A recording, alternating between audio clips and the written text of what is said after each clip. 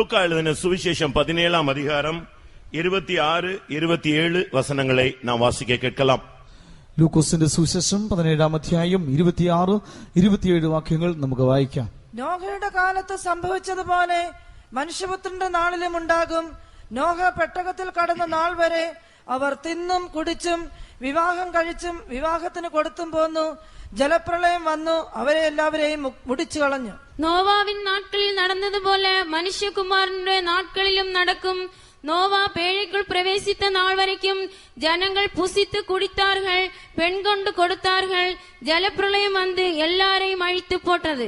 கர்த்தருடைய பரிசுத்த நாமத்துக்கு மகிமை உண்டாவதாக. കർത്താവിന്റെ വിശുദ്ധ നാമത്തിന് മഹത്വം ഉണ്ടാകട്ടെ. முழு உலகமும் மனுஷகுமாரனுடைய நாளை அது சந்திக்க ஆயத்தமாகி கொண்டிருக்கிறது. മുഴു ലോകവും മനുഷ്യപുത്രന്റെ നാളിനെ എതിരേൽക്കാൻ ഒരുങ്ങിക്കൊണ്ടിരിക്കുന്നു. முழு உலகமும் அதை எதிர்பார்த்தாலும் இல்லாவிட்டாலும் அது ஒரு நாள் நிச்சயமாய் இந்த உலகத்தை மனுஷகுமாரனுடைய நாள் சந்திக்க போகிற ஒரு நாள் சமீபமாய் வந்து கொண்டிருக்கிறது. മുഴു ലോകവും പ്രതീക്ഷിച്ചാലും പ്രതീക്ഷിക്കുന്നില്ലെങ്കിലും നിശ്ചയമായും ഒരു ദിവസം മനുഷ്യപുത്രന്റെ നാൾ കടന്നു വരും. சர்வ சிருஷ்டிகளும் ஏகமாய் காத்திருந்து தவிக்கிறது என்று ரோமரிலே நாம் வாசிக்கிறோம். സർവ്വ സൃഷ്ടികളും ഏകമായി ഞരങ്ങുന്നുവെന്ന് റോമാലേഖനത്തിൽ നാം വായിക്കുന്നു. ஆனால் இவைகளுக்கு மத்தியிலே ஒரு கூட்டம் தேவனுடைய ஜனங்கள் அந்த நாளை காண ஆசையோடு தங்களுடைய வாழ்க்கையை அர்ப்பணித்து முன்னேறி கொண்டிருக்கிறதை நாம் பூமியிலே பார்க்கலாம். എന്നാൽ ഇതിനിടയിൽ ഒരു കൂട്ടം ദൈവജനങ്ങൾ ആ നാളിനു വേണ്ടി ആശയോടെ ഈ ഭൂമിയിൽ കാത്തു നിൽക്കുന്നതായി നമുക്ക് കാണുവാൻ കഴിയും. ஆனால் அந்த மனுஷகுமாரனுடைய நாட்களில் இந்த பூமியிலே எப்படி இருக்கும், சபை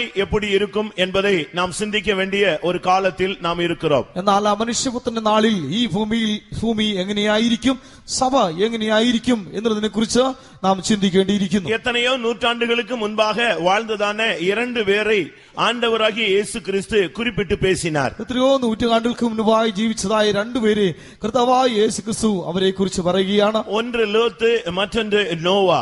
ഒന്നാമതായി ലോത്ത്, രണ്ടാമതായി നോഹ. லோத்து அவன் தன்னுடைய பட்டணம் அழிவிலிருந்து அவனை மீட்கும்படியாக தேவன் அவனுக்கு உதவி செய்தார். ലോത്തായിരുന്ന പട്ടണത്തിൽ നിന്ന് ആ നാശത്തിൽ വിടുവിക്കേണ്ടതിനായി ദൈവം തന്നെ സഹായിച്ചു. உலகத்திலே லோத்தின் நாட்களில் நடந்தது போல காரியங்கள் சம்பவிக்கிறது.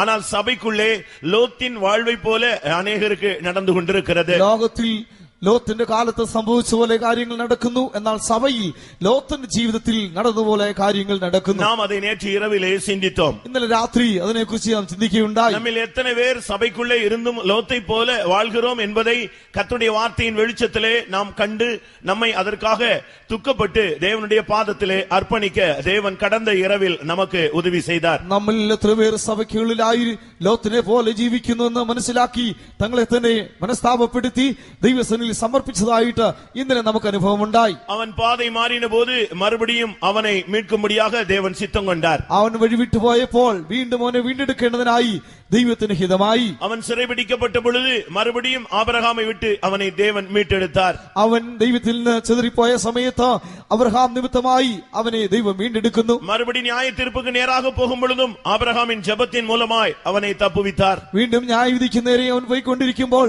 അബ്രഹാമിന്റെ പ്രാർത്ഥന നിമിത്തമായി അവിടെ നിന്ന് അവൻ രക്ഷപ്പെടുന്നു. அந்த சோதோமை விட்டு வெளியே வர அவன் தாமதித்த பொழுது தம்முடைய தூதர்களை அனுப்பி அவனை வெளியே கொண்டு வந்தார். ആ സോദം വിട്ട് പുറത്തു വരുവാൻ നാം താമസിച്ചപ്പോൾ തന്നെ ദൂതന്മാരെ അയച്ച് അവനെ പുറത്തു കൊണ്ടുവരുന്നു. அது இந்த உலகத்திலே ஒரு சிறிய பகுதியில் இருந்து அழிவில் இருந்து அவன் தப்புவிக்கப்பட்ட ஒரு அனுபவம். ഈ ലോകത്തിലെ ഒരു ചെറിയ നാശത്തിൽ നിന്ന് വിടുവിക്കപ്പെട്ട ഒരു അനുഭവമാകുന്നു. இன்றைக்கும் கூட அநேக லோத்துகள் சபைக்குள்ளும் பூமியிலும் காணப்படுகிறார்கள். ഇന്നും അനേക ലോത്തുകൾ സഭയിലും ഭൂമിയിലും ഉണ്ട്. ஆனாலும் இரக்கமுள்ள தேவன் அவர்களை மீட்கும்படியாக தம்முடைய வார்த்தையையும் வல்லமையையும் அபிஷேகத்தையும் இன்றைக்கும் கூட அனுப்பிக்கொண்டே இருக்கிறார். എന്നാൽ കരുണാമയനായ ദൈവം അവരെ വീണ്ടെടുക്കുന്നതിനായി തന്റെ വചനവും തന്റെ ശക്തിയും അയച്ചുകൊണ്ടിരിക്കുകയാണ്. இன்றைக்கும் கூட அநேகர் மறுபடி விழுகிறதையும் மறுபடி தேவனால் எழுப்பப்படுகிறதையும் நாம் இன்றைக்கு கண்கூடாக பார்க்கிறோம். അനേകർ വീണ്ടും വീഴുന്നു, എന്നാലും വീണ്ടും എഴുന്നേൽക്കുന്നതായി നമ്മുടെ കണ്ണുകൊണ്ട് നാം കാണുന്നു. இன்றைக்கு நோவாவின் நாட்களில் நடந்தது போல பூமியில் நடப்பதை நாம் பார்க்க முடியும். ഇന്ന് നോഹയുടെ കാലത്ത് സംഭവിച്ചതുപോലെ ഭൂമിയിൽ സംഭവിക്കുന്നതായിട്ട് കാണുവാൻ കഴിയും. இன்றைக்கு உலகத்திலே அவர்களுக்கு ஒரு லட்சியம் இல்லாத ஒரு வாழ்க்கையாக அமைந்து விட்டது. இந்த லோகத்தில் ஜனத்தினா இரட்சையில்லாத ஒரு ஜீவிதமாய் தீர்ந்திരിക്കുന്നു. புசிப்பதும் குடிப்பதும் தான் அவர்களுடைய சிந்தையாக இருக்கிறது. ഭക്ഷിക്കുന്നതും കുടിക്കുന്നതും മാത്രമാകുന്നു ജനത്തിന്റെ ചിന്ത. பெண் கொள்ள வேண்டும், பெண் கொடுக்க வேண்டும், உலகத்திலே இஷ்டப்படி வாழ வேண்டும். இது ஒரு மிருகத்தனமான ஒரு சிஸ்டமேட்டிக் லைஃபாக அது அமைந்து விடுகிறது.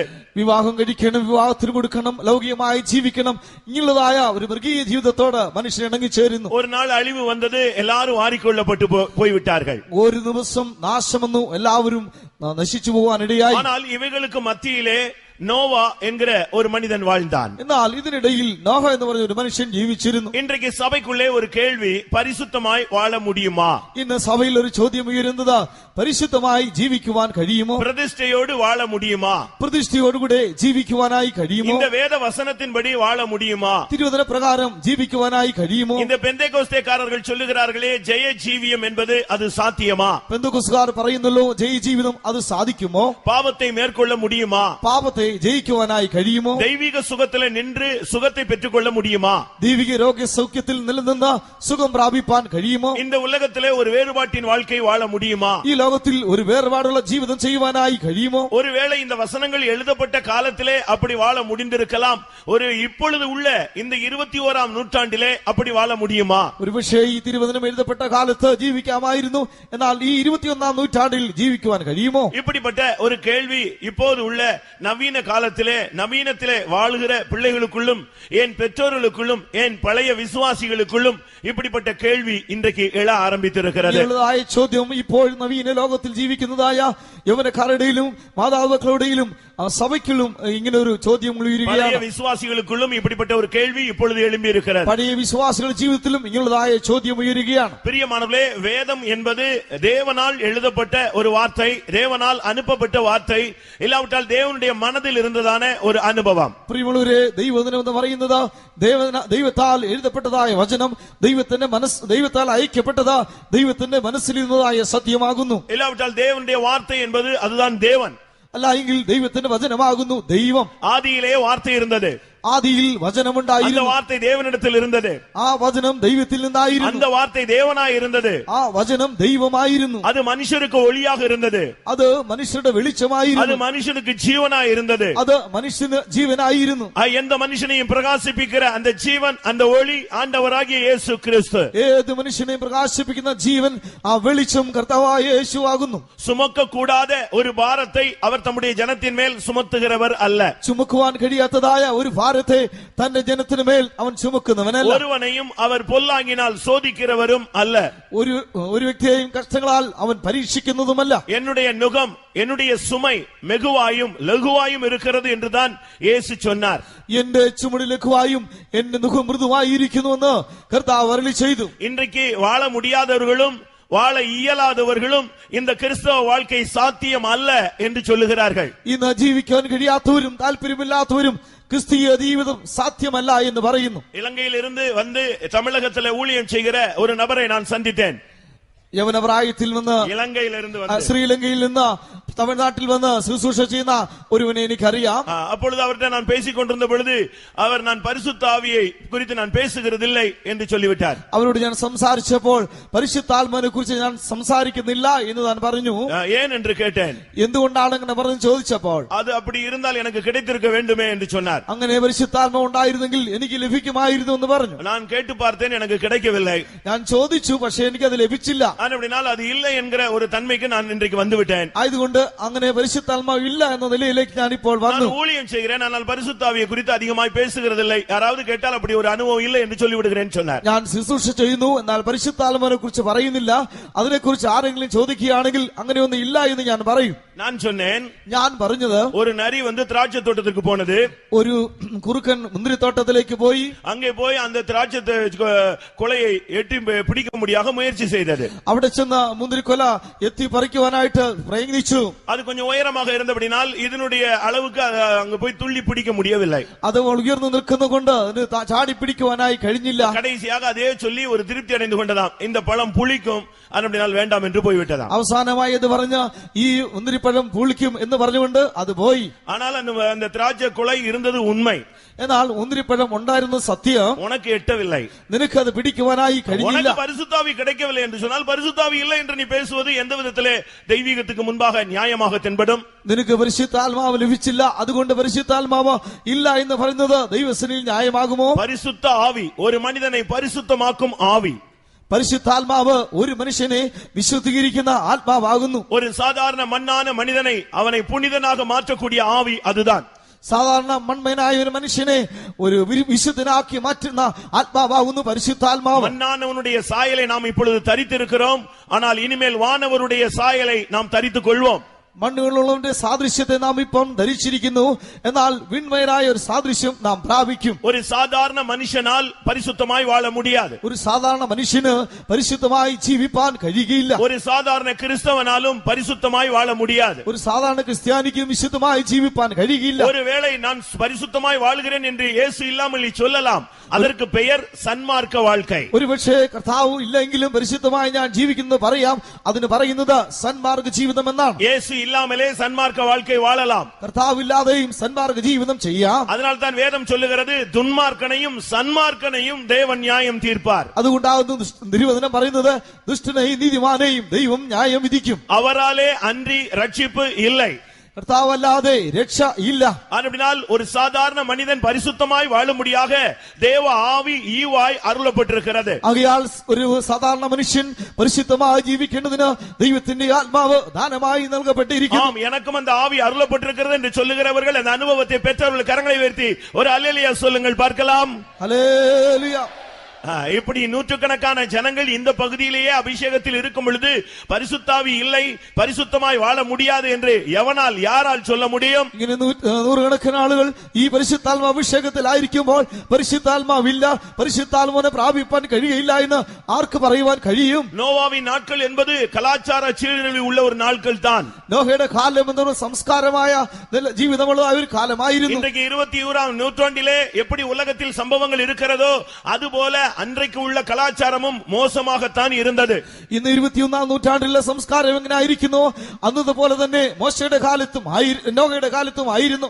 இன்னும் சரியாய் சொல்ல போனால் ശരിക്കും പറയുകയാണെങ്കിൽ இப்பொழுது இருக்கிற காலத்தை விட மோசமாக இருந்தது. ഇപ്പോഴായിരിക്കുന്ന കാലത്തെക്കാട്ടിലും മോശമായിരുന്നു. ஏன் அப்படி சொல்லுகிறேன்? എന്തുകൊണ്ട് അങ്ങനെ പറയുന്നു? இப்பொழுது நியாய தீர்ப்பு பூமிக்கு இன்னும் வரவில்லை, ஆனால் அன்றைக்கு அந்த உலகத்தின் நியாயம் தீர்க்க தேவன் சித்தம் கொண்டார்.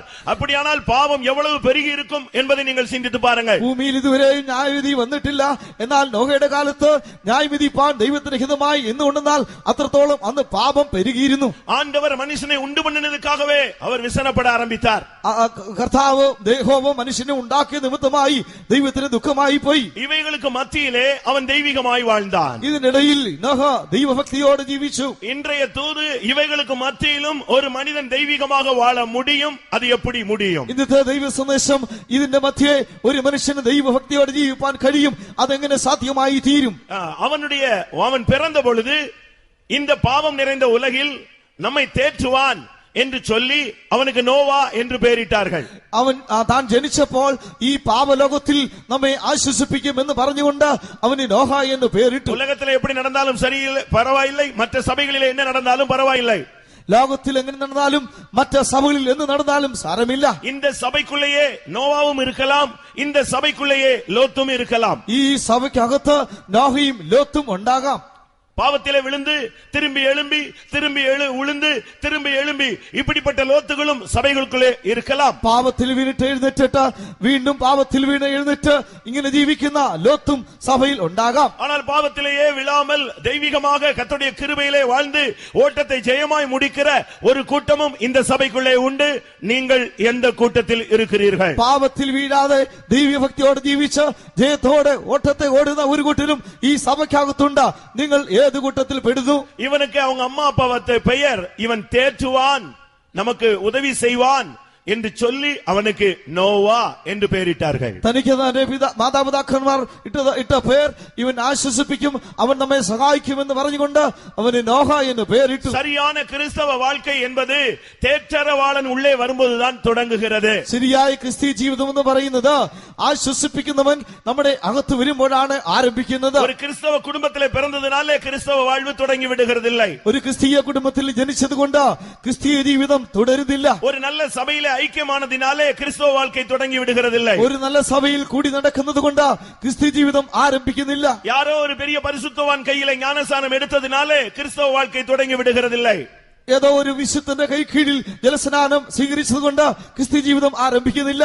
அதுவரை இந்த பூலோக சபையிலே நீ ஒரு அங்கத்தினர், ஒரு மெம்பராக நீ இணைந்து கொள்ளலாம். അതുവരെ ഈ ഭൗമികമായ ലോകത്തിൽ ഒരു സഭയിൽ നീ ഒരു അംഗമായി തുടരാം. ஆனால் என்றைக்கு பரிசுத்தாவி ஒரு மனிதன் மேல் அருளப்படுகிறதோ அப்பொழுதுதான் பரலோகம் அந்த மனிதனை அங்கீகரிக்கிறது. എന്നാൽ എന്ന് ഒരുവന്റെ ജീവിതത്തിൽ പരിശുദ്ധാത്മാവിനെ അയക്കുന്നുവോ, പരിശുദ്ധാത്മാവ് വരുന്നുവോ, അന്നാണ് സ്വർഗം അവനെ അംഗീകരിക്കുന്നത്. ஆட்டுக்குட்டியானவருடைய ஜீவ புஸ்தகத்திலே அன்றைக்கு அவனுடைய பெயர் எழுதப்படுகிறது. കുഞ്ഞാടിന്റെ ജീവ പുസ്തകത്തിൽ അവന്റെ പേർ അന്ന് എഴുതപ്പെടുന്നു. அதுதான் அவனுக்குள்ளே வருகிற தேற்றரவாளனால் பரிசுத்தாவினால் உண்டாகிற மிகப்பெரிய ஆசீர்வாதம். അതാകുന്നു അവന്റെ ഉള്ളത്തിൽ വരുന്ന പരിശുദ്ധ ആശ്വാസപ്രദാനം ഉണ്ടാകുന്ന ഏറ്റവും വലിയ അനുഗ്രഹം. அருமையானவர்களே, பரிசுத்தாவி ஒரு மனிதனை பரிசுத்தத்துக்கு அடியெடுத்து வைக்கிறது. പ്രിയമുള്ളവരെ, പരിശുദ്ധാത്മാവ് ഒരു മനുഷ്യനെ വിശുദ്ധിയിലേക്ക് ചുവടുവയ്ക്കുവാൻ இந்த ഇടയാക്കുന്നു. பரிசுத்த ஆவியானவருக்கு இன்னொரு பெயர் உண்டு, அவர் சத்திய ஆவியான தேவன். പരിശുദ്ധാത്മാവിന് മറ്റൊരു പേരുണ്ട്, സത്യത്തിന്റെ ആത്മാവായ ദൈവം. யோவான் எழுதின சுவிசேஷம் 14ஆம் அதிகாரம் 16 மற்றொன்று 26 இந்த இரண்டு வசனங்களிலே பார்க்கும் பொழுது பரிசுத்த ஆவியானவர், சத்திய ஆவியானவர் என்ற வார்த்தைகள் சொல்லப்பட்டிருக்கிறது. യോഹന്നാന്റെ സുവിശേഷം 14-16 26 വാക്യങ്ങളിൽ ദൈവത്തിന്റെ ആത്മാവ് സത്യത്തിന്റെ ആത്മാവായ ദൈവം എന്ന് പറയുന്നു. சத்திய ஆவி வரும் பொழுது சகல சத்தியத்திற்குள்ளும் உங்களை வழி நடத்துவார். സത്യത്തിന്റെ ആത്മാവ് വരുമ്പോഴോ സകല സത്യത്തിലും നിങ്ങളെ വഴി നടത്തും. பரிசுத்த ஆவியானவர் வரும் பொழுது உங்களுடைய வாழ்க்கையை பரிசுத்தமாய் மாற்றுவார். പരിശുദ്ധാത്മാവ് വരുമ്പോൾ നിങ്ങളുടെ ജീവിതത്തെ പരിശുദ്ധമാക്കി മാറ്റും. சுவிசேஷம் ஒரு மனிதனை ரட்சிக்கிறது, விடுவிக்கிறது. சத்தியம் உபதேசம் ஒரு மனிதனை சுத்தமாக்குகிறது, பரிசுத்தமாக்குகிறது. സുവിശേഷം ഒരു മനുഷ്യനെ രക്ഷിക്കുന്നു, വിടുവിക്കുന്നു. സത്യോപദേശം ഒരു മനുഷ്യനെ വിശുദ്ധീകരിക്കുന്നു. யோவான் எழுதின சுவிசேஷம் 15ஆம் அதிகாரம் 3ஆம் வசனத்திலே இப்பொழுது கேட்ட உபதேசத்தினால் நீங்கள் இப்பொழுதே சுத்தமாய் இருக்கிறீர்கள் என்று சொன்னார். യോഹന്നാന്റെ സുവിശേഷം 15ആം അധ്യായം 3ആം വാക്യത്തിൽ ഇപ്പോൾ കേട്ടതായ വചനത്താൽ ഉപദേശത്താൽ നിങ്ങൾ ശുദ്ധിയുള്ളവരാകുന്നു എന്ന് പറഞ്ഞിരിക്കുന്നു. எவர்கள் தேவனுடைய ஆவியினாலே நடத்தப்படுகிறார்களோ அவர்களுக்கு ஆக்கினை தீர்ப்பு இல்லை என்று சொல்லப்பட்டிருக்கிறது. ആർ ദൈവത്തിന്റെ പരിശുദ്ധാത്മാവ് നടത്തപ്പെടുന്നുവോ അവരുടെ മേൽ ന്യായവിധി ഇല്ല എന്ന് പറയുന്നു. பரிசுத்த ஆவியானவர் நடத்துகிற ஒரு வாழ்க்கை இருக்கிறது. പരിശുദ്ധാത്മാവ് നടത്തുന്നതായ ഒരു ജീവിതമുണ്ട്. இதுதான் நோவாவுக்கு கிடைத்த மிகப்பெரிய ஒரு பாக்கியம். ഇതാകുന്നു നോഹിക്ക് ലഭിച്ചതായ ഏറ്റവും വലിയ ഭാഗ്യം. அருமையான தேவனுடைய பிள்ளைகளே, நம்மில் அநேகருக்கு தேவன் சத்திய ஆவி, பரிசுத்த ஆவியை அனுப்பி இருக்கிறார். പ്രിയ ദൈവമക്കളെ, നമ്മിൽ അനേകർക്ക് ദൈവം സത്യത്തിന്റെ ആത്മാവ് പരിശുദ്ധാത്മാവിനെ അയച്ചിരിക്കുന്നു. என் பிள்ளைகள் சத்தியத்திலே நடக்கிறார்கள் என்கிற சந்தோஷத்தை காட்டிலும் வேறு ஒரு சந்தோஷம் எனக்கு இல்லை என்று யோவான் தன்னுடைய நிருபத்திலே அழகாக சொல்லுகிறார். എന്റെ മക്കൾ സത്യത്തിൽ നടക്കുന്നതിലുപരിയായ മറ്റൊരു സന്തോഷം എനിക്കില്ല എന്ന് യോഹന്നാൻ അപ്പോസ്തലൻ തന്റെ ലേഖനത്തിൽ പറയുന്നു. என்னுடைய சபையார் உலகத்திலே பெரிய அந்தஸ்தில் இருக்கிறார்கள் என்று ஒரு போதகர் சொல்லுவதை காட்டிலும் என்னுடைய சபையார் சத்தியத்துக்காக ஜீவனை கொடுக்கிறார்கள் என்று சொல்லுகிற போதகனே பரலோக ராஜ்யத்துக்கு ஜனத்தை ஆயத்தப்படுத்துவான். എന്റെ സഭ ലോകത്തിൽ വലിയ പദവിയിൽ ആയിരിക്കുന്നത് ഒരു ഉപദേഷ്ടാവ് പറയുന്നതിലുപരിയായി എന്റെ സഭ സത്യത്തിൽ നടക്കുന്നു എന്ന് പറയുന്നതാണ് സ്വർഗം സന്തോഷിക്കുന്നത്. அடுத்ததாக நோவா தேவனுடைய கண்களிலே கிருபை பெற்றவன். അടുത്തതായി നോഹ ദൈവത്തിന്റെ മുൻപാകെ കൃപ ലഭിച്ചവനാകുന്നു. ஆண்டவருடைய கண்களிலே கிருபை கிடைக்கிற ஒரு வாழ்க்கை இருக்கிறது. ദൈവത്തിന്റെ മുൻപാകെ കൃപ ലഭിക്കുന്ന ഒരു ജീവിതമുണ്ട്. இது தேவனுடைய இரக்கத்தின் மூலமாக ஒரு மனிதனுக்கு அருளப்படக்கூடிய ஒரு அனுபவம். ഇത് ദൈവത്തിന്റെ കരുണ നിമിത്തമായി ഒരു മനുഷ്യൻ ലഭിക്കുന്ന ഒരു അനുഭവമാകുന്നു. வேதத்திலே நூற்றுக்கணக்கான பரிசுத்தவான்கள் பெயர் சொல்லப்பட்டிருக்கிறது. തിരുവചനത്തിൽ നൂറുകണക്കിന് വിശുദ്ധന്മാരുടെ പേരുകൾ പറഞ്ഞിരിക്കുന്നു. அருமையானவர்களே, இந்த கூட்டத்திலே நீங்கள் இருக்கலாம். தேவனுடைய கண்களில் உங்கள் எத்தனை பேருக்கு கிருபை கிடைத்திருக்கிறது? നിങ്ങൾ ഈ യോഗത്തിൽ ഇരിക്കാം, എന്നാൽ ദൈവത്തിന്റെ ദൃഷ്ടിയിൽ മുൻപാകെ നിങ്ങൾക്ക് എത്ര പേർക്ക് ദൈവകൃപ ലഭിക്കുന്നുണ്ട്? எந்த மனிதனுக்கு தேவனுடைய கிருபை கிடைத்ததோ அந்த மனிதன் நிச்சயமாய் கடைசி வரை கர்த்தருக்காக நின்று ஜெயத்தோடு ஓட்டத்தை முடிப்பான். ഏത് മനുഷ്യന് ദൈവത്തിന് കൃപ ലഭിക്കുന്നുവോ ആ മനുഷ്യൻ നിശ്ചയമായി അവസാനം വരെയും ദൈവത്തിന് വേണ്ടി നിലനിന്ന് ഓട്ടത്തെ തികയ്ക്കും. சவுலுக்கு ஒரு காலத்திலே கிருபை கிடைத்தது. ശൗലിന് ഒരു കാലത്ത് കൃപ ലഭിച്ചിരുന്നു. ஆனால் வாழ்க்கை மாறி போனது, தடம் புரண்டு போனது, கிருபை அவனை விட்டு விலகினது. அவன் தன்னுடைய ஓட்டத்தை ஜெயமாய் முடிக்க இயலாமல் போய்விட்டது. എന്നാൽ ജീവിതം മാറി, വഴി മാറിപ്പോയി. അവന്റെ ജീവിതത്തിന്റെ അവസാനത്തിൽ ജയത്തോടെ ഓടുവാൻ കഴിയാതെ പോയി. நீங்கள் வேதத்திலே பாருங்கள், தாவீதுக்கு அவனுக்கு அளிக்கப்பட்ட கிருபை மாறாதது, அது எடுக்கப்படவில்லை, அவனை விட்டு விலக்கப்படவில்லை. அவன் கடைசி வரை வாழ்ந்தான். உனக்கு நித்தியத்திலே ஒரு வீடு உண்டு என்று ஆண்டவர் அவனுக்கு சொன்னார். നിങ്ങൾ ദാവീദിനെ കുറിച്ച് നോക്കുമ്പോൾ അവന് ലഭിച്ചതായ കൃപ സ്ഥിരമാകുന്നു, നിശ്ചയമാകുന്നു. അത് നിമിത്തമായി അവന് നിത്യതയിൽ ഒരു ഭവനമുണ്ട് എന്ന് പറഞ്ഞിരിക്കുന്നു. നോവാവിൻ வாழ்க்கை ஜெயித்ததுக்கு காரணம் தேவனுடைய கிருபை. നോഹ ഇപ്രകാരം ജീവിപ്പാൻ കാരണം ദൈവത്തിന്റെ കൃപ നിമിത്തമായിരുന്നു. ആബ്രഹാമുடைய வாழ்க்கை ஜெயித்ததுக்கு காரணம் தேவனுடைய கண்களிலே அவனுக்கு கிருபை கிடைத்தது. അബ്രഹാമിന്റെ ജീവിതം ജയം പ്രാപിക്കുവാൻ കാരണം ദൈവത്തിന് മുൻപാകെ തനിക്ക് കൃപ ലഭിച്ചു. யோசேப்பு ஜெயித்ததுக்கு காரணம் தேவனுடைய கிருபை அவனுக்கு கிடைத்தது. യോസേഫ് ജയിപ്പാൻ മുഖാന്തരം ദൈവത്തിന്റെ കൃപ നിമിത്തമായിരുന്നു. மோசே ஜெயித்ததுக்கு காரணம் தேவனுடைய கண்களிலே கிருபை கிடைத்தது. മോശ ജയിപ്പാൻ കാരണം ദൈവത്തിന് മുൻപാകെ തനിക്കും ദൈവകൃപ ലഭിച്ചിരുന്നു. மரியாள் இயேசுவை பிறப்பித்ததுக்கு காரணம் கிருபை பெற்றவளாக இருந்ததினால் அந்த பாக்கியம் கிடைத்தது.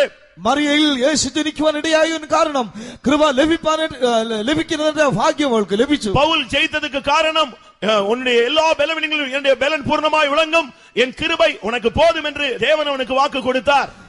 പൗലോസ് ജയിപ്പാൻ കാരണം എന്നാൽ ശക്തനാക്കുന്നവൻ മുഖാന്തരം ഞാൻ ശക്തനാക്കി തീരും, എന്റെ കഷ്ടങ്ങളിലൊക്കെയും ഇതിന്റെ കഷ്ടങ്ങളൊക്കെ എന്റെ കൃപ നിനക്ക് മതി എന്ന് പറഞ്ഞ ദൈവം തനിക്ക് കൃപ ലഭിച്ചത് കൊണ്ടായിരുന്നു. அன்றைக்கு வாழ்ந்த ஜனங்கள் பாவத்திலே விழுந்து கொண்டிருக்கும் பொழுது இவனோ நீதிமானாக வாழ்ந்த ஒரு மனிதன். അന്ന് ജീവിച്ച ജനങ്ങൾ പാപത്തിൽ വീണ സമയത്ത് ഇവനോ നീതിമാനായി ജീവിച്ച ഒരു വ്യക്തിയായിരുന്നു. இந்த சபைக்குள்ளே வந்த பின்பு உங்களில் எத்தனை பேர் நீதிமான்களாய் மாறி இருக்கிறீர்கள்? ഈ സഭയിൽ വന്നതിന് ശേഷം നിങ്ങളിൽ എത്ര പേർ നീതിമാന്മാരായി തീർന്നിരിക്കുന്നു?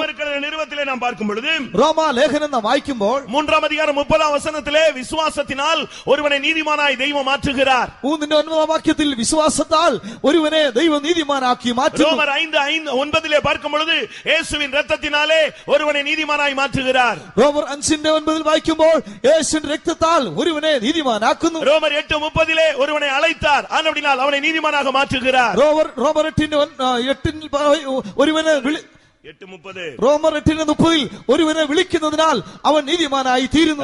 ரோமர் 3:24 கிருபையினாலே ஒரு மனிதனை நீதிமானாய் மாற்றுகிறார். റോമർ 3:24 കൃപയാൽ ഒരുവനെ നീതിമാനാക്കി മാറ്റുന്നു. லூக்கா 18:14 ஒருவன் பாவ அறிக்கை சரியாய் செய்யும் பொழுது அவன் நீதிமானாக மாற்றப்படுகிறான். ലൂക്കോസ് 18:11 ഒരുവൻ പാപത്തിന്റെ ഏറ്റുപറച്ചിൽ ശരിയായി ചെയ്യുമ്പോൾ അവൻ നീതീകരിക്കപ്പെടുന്നു.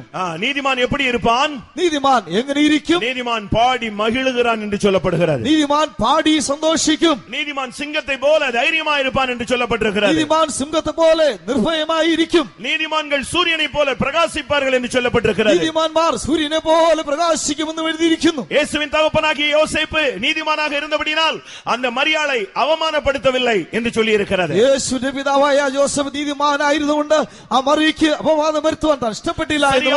சரியான பரிசுத்தாவி உனக்குள் இருந்தால் இந்த சபையிலே நீ கர்த்தருக்காக நிற்பாய். ശരിയായ പരിശുദ്ധാത്മാവ് നിന്നിൽ ഉണ്ടെങ്കിൽ ഈ സഭയിൽ നീ കർത്താവിന് വേണ്ടി നിലനിൽക്കും. ஆண்டவருடைய கண்களிலே கிருபை கிடைத்தால் கடைசி வரை கர்த்தருக்காய் நிற்பாய். കർത്താവിന് മുൻപാകെ കൃപ ലഭിച്ചാൽ അവസാനം വരെയും കർത്താവിന് വേണ്ടി നിലനിൽക്കും. இயேசுவின் இரத்தத்தினாலே உள்ள அந்த நீதிமானாய் மாற்றக்கூடிய அனுபவம் உனக்குள் நடைபெற்றிருந்தால் நீ கர்த்தருக்காக நிற்பாய். യേശുവിന്റെ രക്തത്താൽ നീതീകരിക്കപ്പെടുന്ന അനുഭവം നിന്നിൽ നിലനിൽക്കുന്നുവെങ്കിൽ അവസാനം വരെയും നിനക്ക് നിലനിൽപ്പാൻ കഴിയും. அவனை உத்தமனாய் கர்த்தர் கண்டார். അവനെ നിഷ്കളങ്കനായി യഹോവ കണ്ടു. எப்பொழுது ஒரு மனிதன் உத்தமனாய் மாறுகிறான்? എപ്പോൾ ഒരു മനുഷ്യൻ നിഷ്കളങ്കനായി തീരുന്നു? 19-ാം சங்கீதம் 12-13 வசனங்களை நாம் பார்க்கும் பொழுது 19-ാം സങ്കീർത്തനം 12-13 വാക്യം വായിക്കുമ്പോൾ ஒருவன் தன் பிழைகளை உணர்கிறவன் யார்? തന്റെ കുറ്റങ്ങളെ ഗ്രഹിക്കുന്നവൻ ആർ? மறைவான குற்றங்களுக்கு என்னை நீங்களாக்கும், മറഞ്ഞിരിക്കുന്ന പാവങ്ങളെ പോക്കി എന്നെ വിടുവിക്കണമേ. துணிகரமான பாவங்கள் என்னை ஆண்டு கொள்ள ஒட்டாதிரும். സ്വമേധാ പാപങ്ങൾ എന്റെ മേൽ ഭരിക്കരുത്. அப்பொழுது நான் உத்தமனாகி பெரும் பாதகத்துக்கு நீங்களாய் இருப்பேன் என்று ஒரு மனிதன் சொல்லுகிறான். അപ്പോൾ ഞാൻ നീതിമാനും മഹാപാതകരഹിതനായി തീരുമെന്ന് ഒരുവൻ പറയുകയാണ്. ஒருவன் உத்தமன் என்று சொன்னால் தன்னுடைய மனதை அடக்கக்கூடிய சக்தி பெற்றவன். ഒരുവൻ നിഷ്കളങ്കൻ എന്ന് പറഞ്ഞാൽ തന്റെ മനസ്സിനെ നിയന്ത്രിക്കുവാൻ തക്കതായ ശക്തി പ്രാപിച്ചവനാകുന്നു. அருமையானவர்களே, மனுஷகுமாரனுடைய நாட்களில் நோவாவை போல வாழ்கிற ஒரு கூட்டம் சபையிலே இருப்பார்கள். പ്രിയമുള്ളവരെ, മനുഷ്യപുത്രന്റെ കാലത്ത് നോഹയെ പോലെ ജീവിക്കുന്ന ഒരുവരും സഭ ഒരു കൂട്ടർ സഭയിലുണ്ട്. உன்னுடைய மனதை உன்னால் அடக்க முடிகிறதா? നിന്റെ മനസ്സിനെ നിനക്ക് നിയന്ത്രിപ്പാൻ കഴിയുന്നു? ஒரு மனுஷன் சொன்னான் மனம் ஒரு குரங்குன்னு.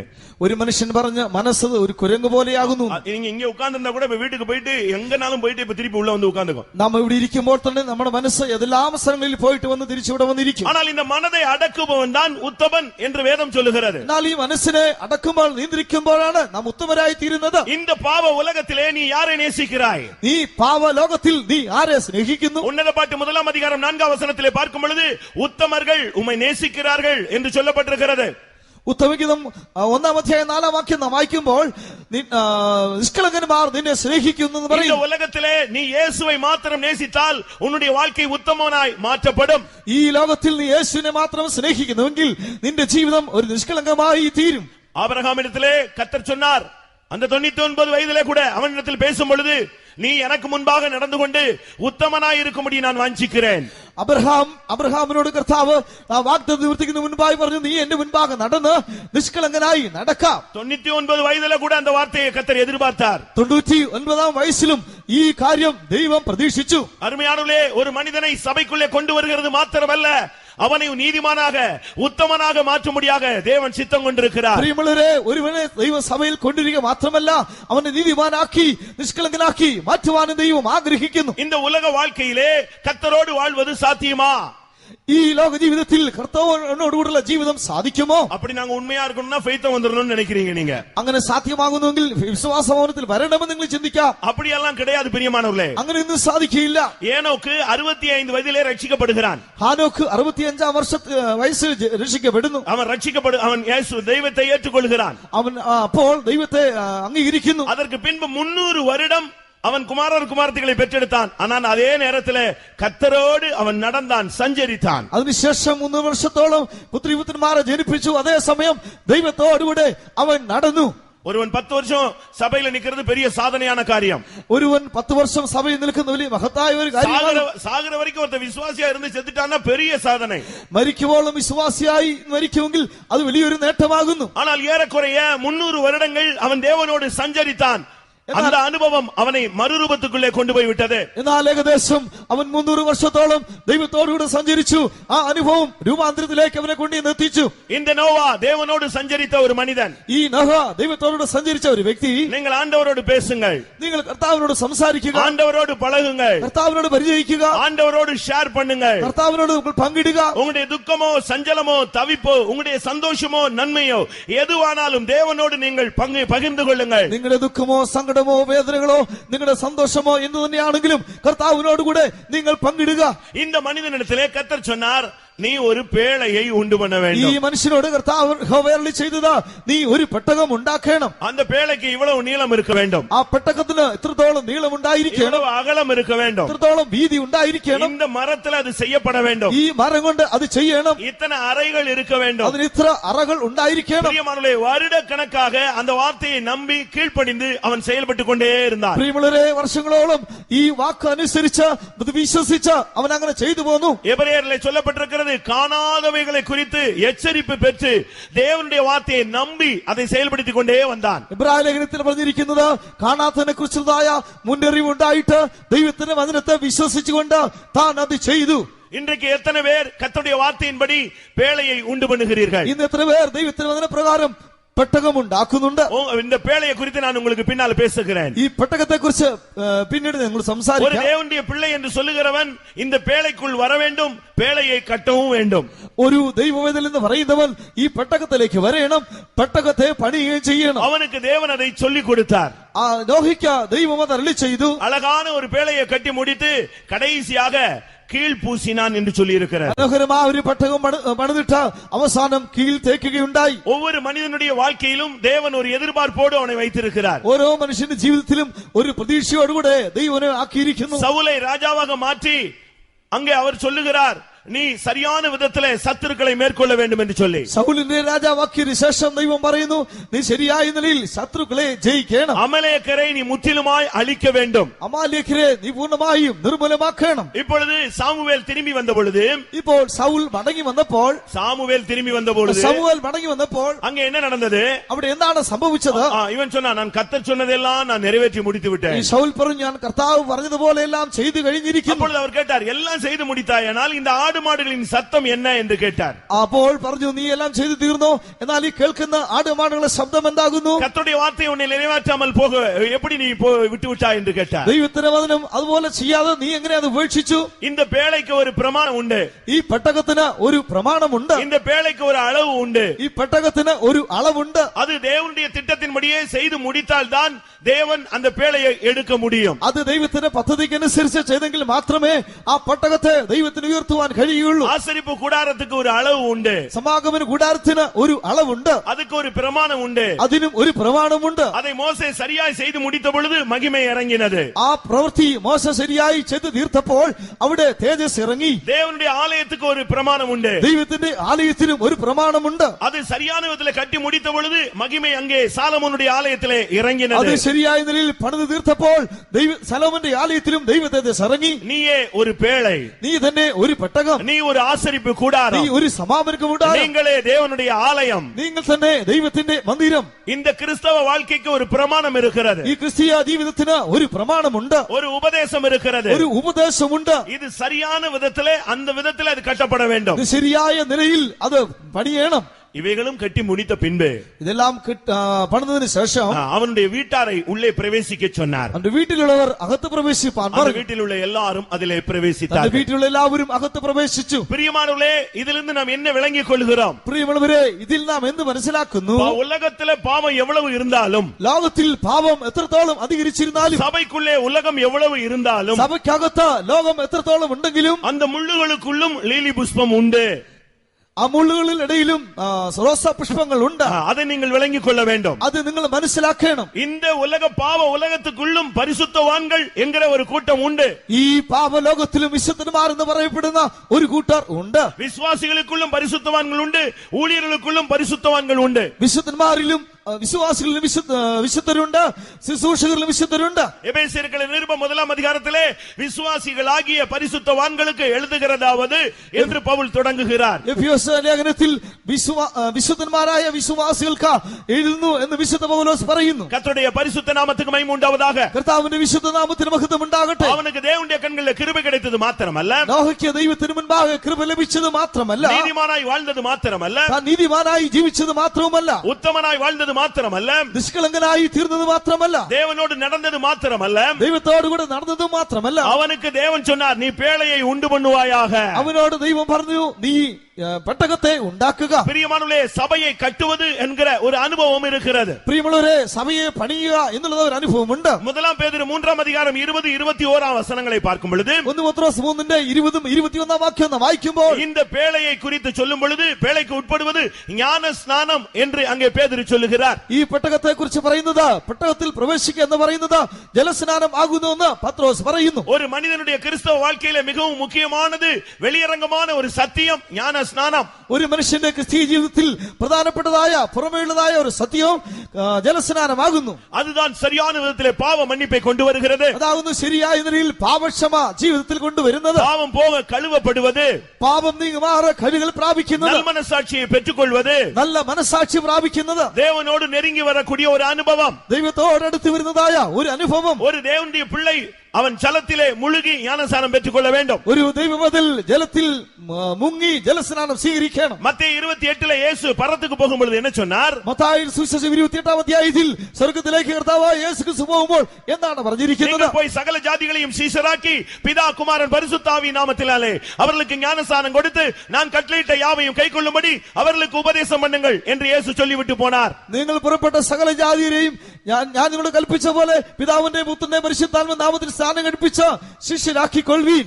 மந்திரியாக இருந்தாலும் சரி நீ சத்தியத்துக்கு கீழ்ப்படிய வேண்டும். മന്ത്രിയായിരുന്നാലും നീ സത്യത്തിന് അനുസരിക്കണം. அப்போஸ்தலர் 8ஆம் அதிகாரத்திலே ஒரு மந்திரி அப்படியே கீழ்ப்படிந்து முழுக்க ஞானஸ்நானத்தை பெற்றுக்கொண்டான். അപ്പോസ്തലർ 8ആം അധ്യായം നോക്കുമ്പോൾ ഒരു മന്ത്രി ഈ സത്യം അനുസരിച്ച് അതിനെ അത് ഏറ്റതായി വായിക്കുന്നു. ஒருவேளை நீங்கள் சரியான ஞானஸ்நானம் எடுக்காவிட்டால், ഒരുപക്ഷേ നിങ്ങൾ ശരിയായ ജലസ്നാനം സ്വീകരിക്കുന്നില്ല എങ്കിൽ, இன்றைக்கு இந்த சத்தியத்தை கேட்கும் பொழுது நீங்கள் உணர்வடைந்தால் நீங்கள் சரியான ஞானஸ்நானத்துக்கு உங்களை கொண்டு வந்து கீழ்ப்படுத்துங்கள். ഇന്ന് നീ ഈ സത്യം കേൾക്കുമ്പോൾ നിങ്ങളുടെ മനസ്സിന് ഉണർവുണ്ടാകുകയാണെങ്കിൽ ഈ സത്യം അനുസരിപ്പാൻ നിങ്ങൾ സമർപ്പിക്കുവീൻ. அப்போஸ்தலர் 19ஆம் அதிகாரத்திலே நாம் பார்க்கும் பொழுது, അപ്പോസ്തലർ 19ആം അധ്യായം നാം വായിക്കുമ്പോൾ 2ஆம் വசனத்திலே அங்கே கேட்கும் பொழுது, രണ്ടാം വചനം നോക്കുമ്പോൾ நீங்கள் பரிசுத்தாவியை பெற்றீர்களா என்ற ஒரு கேள்வி.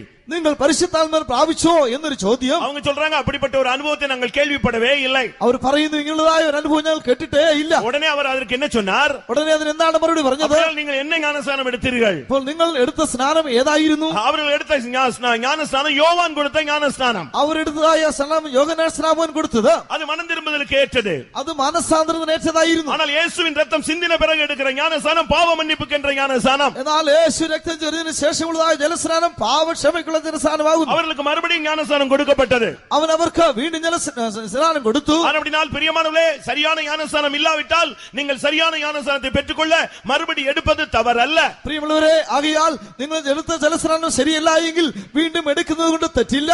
இது சபைக்கு உள்ளே வருகிற ஒரு அனுபவத்தை காண்பிக்கிறது. ഇത് സഭയ്ക്കകത്തേക്ക് വരുന്ന ഒരു അനുഭവമാകുന്നു. மற்றொன்று பேழையை உண்டு பண்ணுதல் என்பது சபையை கட்டுதல். മറ്റൊന്ന് പെട്ടകം ഉണ്ടാക്കുക എന്ന് പറയുന്നത് സഭയെ പണിയുക എന്നുള്ളതാണ്. சபையிலே இரண்டு அனுபவம் கூட்டங்கள் இருக்கிறது. സഭയിൽ രണ്ട് കൂട്ടങ്ങളുണ്ട്. ஒன்று ஊழியர்கள், மற்றொன்று விசுவாசிகள். ഒന്ന് ശുശ്രൂഷകർ, രണ്ടാമതായി വിശ്വാസികൾ. இந்த கர்த்தர் ஊழியர்களை சீயோனை கட்டித்தான் மகிமையிலே வெளிப்படுகிறார். കർത്താവ് ശുശ്രൂഷകരെ സീയോനെ പണിത് തേജസ്സിൽ വെളിപ്പെടും. நெகேமியா, எஸ்ரா புத்தகங்களிலே பார்க்கும் பொழுது, வாருங்கள் நாம் எழுந்து எருசலேமை கட்டுவோம் என்று சொல்லப்பட்டிருக்கிறது. നെഹെമ്യാ, എസ്രാ പുസ്തകം നോക്കുമ്പോൾ വരിക നമുക്ക് എഴുന്നേറ്റ് യെരുശലേമിനെ പണിയാം എന്ന് പറയുന്നു. இந்த பேழைக்கு ஒரு நீளம் இருக்கிறது. ഈ പെട്ടകത്തിന് ഒരു നീളമുണ്ട്, ஒரு அகலம் உண்டு, അതിന് ഒരു അകലമുണ്ട്, அதற்கு ஒரு உயரம் உண்டு, അതിന് ഉയരവുമുണ്ട്, அதற்கு ஒரு கதவு உண்டு, അതിന് ഒരു വാതിലുണ്ട്, அதற்கு ஒரு ஜன்னல் உண்டு. അതിന് ഒരു ജനലുണ്ട്. எல்லாம் தேவன் தன்னுடைய மனதின்படியே சொல்லிக் கொண்டே வந்தார். എല്ലാം ദൈവം തന്റെ മനസ്സ് പ്രകാരം പറഞ്ഞു വന്നു. இன்றைக்கு சபை என்று சொன்னால் எல்லாருமே சபையை தொடங்கி விடலாம். சபைனா எல்லாரும் தொடங்கலாம். ഇത് സഭ എന്ന് പറഞ്ഞാൽ ആർക്കും സഭ ഉണ്ടാക്കാം, யாருனாலும் சபையை தொடங்கி விடலாம். ആർക്ക് വേണമെങ്കിലും ഒരു സഭ സ്ഥാപിക്കാം. கருத்து வேறுபாடு வந்தால் ஒரு சபை முளைக்கும். கருத்து வேறு மிஸ் அண்டர்ஸ்டாண்டிங் வந்தால், തെറ്റിദ്ധാരണകൾ വന്നാൽ സഭകൾ എഴുന്നേറ്റ് വരും. அதாவது ஒருத்தர் ஒரு பாஸ்டர், அதுல அசிஸ்டன்ட் பாஸ்டர், ரெண்டு பேருக்கும் மிஸ் அண்டர்ஸ்டாண்டிங்னா அடுத்த ஒரு சர்ச் வந்துரும். ഒരു പാസ്റ്ററും അസിസ്റ്റന്റുമാരും തമ്മിൽ തെറ്റിദ്ധാരണ ഉണ്ടായാൽ രണ്ടുപേർക്കും ഓരോരോ സഭ ഉണ്ടാകും. சென்னையில அப்போஸ்தல கிறிஸ்தவ அசெம்பிளி ACA என்று ஒன்று இருக்கிறது. മദ്രാസിൽ ACA എന്നൊരു സഭയുണ്ട്. அது நம்மிடத்திலிருந்து போன ஒரு பாஸ்டர் தொடங்கின ஒரு சபை. നമ്മൾ സഭയിൽ നിന്ന് പിരിഞ്ഞുപോയ ഒരു പാസ്റ്റർ ആരംഭിച്ച സഭയായിരുന്നു. அவருக்கு கூடயே ஒரு பாஸ்டர் இருந்தார். അവരോട് കൂടെ ഒരു പാസ്റ്റർ ഉണ്ടായിരുന്നു. அவர் இறந்த போது இவருக்கு அந்த சான்ஸ் வரும் என்று எதிர்பார்த்தார். അവർ മരിക്കുമ്പോൾ ഇവർക്ക് ഈ അവസരം ലഭിക്കുമെന്ന് പ്രതീക്ഷിച്ചിരുന്നു. அந்த ஸ்தானம் கிடைக்கும்னு பார்த்தா அவங்க ஏற்கனவே ஏற்பாடு பண்ணி அவங்க சொந்தக்காரங்களை ஒருத்தர் பாஸ்டர் ஆக்கிட்டாங்க. ആ സ്ഥാനം ലഭിക്കാൻ ചിന്തിച്ചു. എന്നാൽ അവർ മരിക്കുന്നതിന് മുൻപായി അവരുടെ സ്വന്തക്കാർ ഒരുവനെ ആ സ്ഥാനത്തിന് വേണ്ടി ആക്കി വെച്ചിരുന്നു. அது அவருக்கு ரொம்ப துக்கமாகி விட்டது. അത് ഇവർക്ക് വലിയ ദുഃഖമായി തീർന്നു. இவருக்குன்னு ஒரு 800 குடும்பம் கையில இருந்தது. ഒരു 800 കുടുംബം ഇവരുടെ കസ്റ്റഡിയിൽ ഉണ്ടായിരുന്നു. உடனே இவர் வெளியே வந்து CCA ன்னு ஸ்டார்ட் பண்ணிட்டார், கர்மேல் கிறிஸ்டியன் அசெம்பிளி. എന്നാൽ ഇവർ പുറത്തു വന്ന് CCA എന്ന് പറഞ്ഞതായ ഒരു സഭ സ്ഥാപിച്ചു. அது வந்து இஷ்டத்துக்கு வைக்கலாம், பேரு பைபிள்ல எவ்வளவோ இருக்கு. അവരുടെ ഇഷ്ടത്തിന് വെക്കാം, വേറെ എത്രയോ ബൈബിളിലുണ്ട്. சியோன் பெந்தேகோஸ்தே இருக்கிறது, സിയോൻ പെന്തക്കോസ്ത്, யுனைடெட் பெந்தேகோஸ்தே இருக்கிறது, യുണൈറ്റഡ് പെന്തക്കോസ്ത്. எல்லாம் இயேசு 2 பேரா அனுப்புனாரு. 2x2 ன்னு ஒரு சர்ச் இருக்கிறது. യേശു 2 പേരെ അയച്ചതുകൊണ്ട് 2x2 എന്ന് പറഞ്ഞ ഒരു സഭയുമുണ്ട്. நான் சபைகளை குறை சொல்ல வரவில்லை, ഞാൻ സഭകളെ കുറ്റം പറയാൻ ஆனால் இவைகளுக்கு ஒரு பிரமாணம் இருக்கிறது. அதின்படி இருந்தால் அந்த பேழை மிதக்கும், மேலே செல்லும். എന്നാൽ ഈ സഭയ്ക്ക് ഒരു പ്രമാണമുണ്ട്. അതിൻ പ്രകാരം ഉണ്ടെങ്കിൽ പെട്ടകം ഉയരത്തിലേക്ക് പോകും. சிபிஎம் சபையை நாங்க விசுவாசிக்கிறோம், நம்புகிறோம், பிடிக்கிறது. ஆனா இந்த உபதேசம் சொல்லி ரொம்ப டஃப்பா பேசுறாங்கன்னு சொல்றாங்க. CPM സഭകൾ ഞങ്ങൾക്ക് ഇഷ്ടമാണ്, താല്പര്യമാണ്. പക്ഷേ അവരുടെ ഉപദേശം വളരെ കഠിനമാണ്. ரோமர்கள் நிருபம் 6ஆம் அதிகாரம் 17ஆம் வசனத்துல உபதேசம் தான் சபையின் சட்டம் என்று சொல்லி இருக்கிறார். റോമാലേഖനം 6:17 വാക്യത്തിൽ ഉപദേശമാണ് സഭയുടെ ചട്ടങ്ങൾ ചട്ടങ്ങൾ എന്ന് പറഞ്ഞിരിക്കുന്നു. அது நாங்க புதுசா போடுற சட்டம் அல்ல, பைபிள்ல உள்ளதுதான் நாங்க உபதேசம் என்று சொல்லுகிறோம். അത് ഞങ്ങൾ പുതുതായി പറയുന്നതല്ല, വേദപുസ്തകത്തിൽ ഉള്ളതാണ് ഞങ്ങൾ ഉപദേശമായി പറയുന്നത്. அதன்படிதான் அந்த பேழை கட்டப்பட வேண்டும். അതിന് പ്രകാരം ഈ പെട്ടകത്തെ പണിയണം. நீங்களும் கூட உலக பிரகாரமா ஷிப் கட்டுற அந்த கட்டுற இடங்களுக்கு நீங்க போய் பாருங்கள், கப்பல் கட்டுகிற இடங்களுக்கு. നിങ്ങൾ ലോകപ്രകാരം കപ്പൽ പണിയുന്നതായ സ്ഥലത്തേക്ക് നോക്കിയാൽ அதுக்கு ஒரு பிரமாணம் இருக்கிறது. അതിന് ഒരു പ്രമാണമുണ്ട്. அந்த பிரமாணத்தின்படி அந்த கப்பல் கட்டப்பட்டாதான் அது தண்ணில மிதக்கும், இல்லன்னா வீட்டுல அது கட்டுற இடத்துல வச்சுக்கிட்டே இருக்க ആ வேண்டியது. പ്രമാണപ്രകാരം അതിനെ ഉണ്ടാക്കിയാണെങ്കിൽ മാത്രമേ അത് വെള്ളത്തിൽ പൊങ്ങിക്കിടക്കുകയുള്ളൂ, അല്ലെങ്കിൽ അത് പണിയുന്ന ആ സ്ഥലത്ത് തന്നെ കിടക്കും. மற்றபடி அது மேல வெளியே வராது, അല്ലെങ്കിൽ പുറത്തു വരികയില്ല. அநேகர் சொல்றாங்க பரலோக ராஜ்யம் இவங்களுக்கு தான் சொல்றாங்கன்னு சொல்லி. பரலோகத்துக்கு உள்ள போறதுக்கு நீ பிரமாணத்தின்படி இருந்தாதான் போக முடியும். ചിലർ പറഞ്ഞത് സ്വർഗത്തിൽ ഇങ്ങനെയാണെങ്കിലേ പോകാൻ പറ്റുള്ളൂ, സ്വർഗത്തിൽ പോകണമെങ്കിൽ പ്രമാണത്തിൽ തന്നെ ആയെങ്കിൽ മതിയേ. എബ്രായർ 11-ാം അധികാരത്തിലെ വിശ്വാസത്തിനാലേ അവൻ അത് ചെയ്தான். എബ്രായർ 11-ാം അധ്യായത്തിൽ വിശ്വാസത്താൽ അവർ അത് ചെയ്തു. கிறிஸ்தவ சபை என்பது, கடைசி கால சபை என்பது விசுவாசத்திலே செயல்பட வேண்டும். ക്രിസ്തീയ സഭ എന്ന് പറയുന്നത്, അന്ത്യകാല സഭ എന്ന് പറയുന്നത് വിശ്വാസത്താൽ പണിയപ്പെടുന്നതായിരിക്കണം. கொப்பேர் என்கிற மரத்தில் தான் செய்யப்பட வேண்டும்.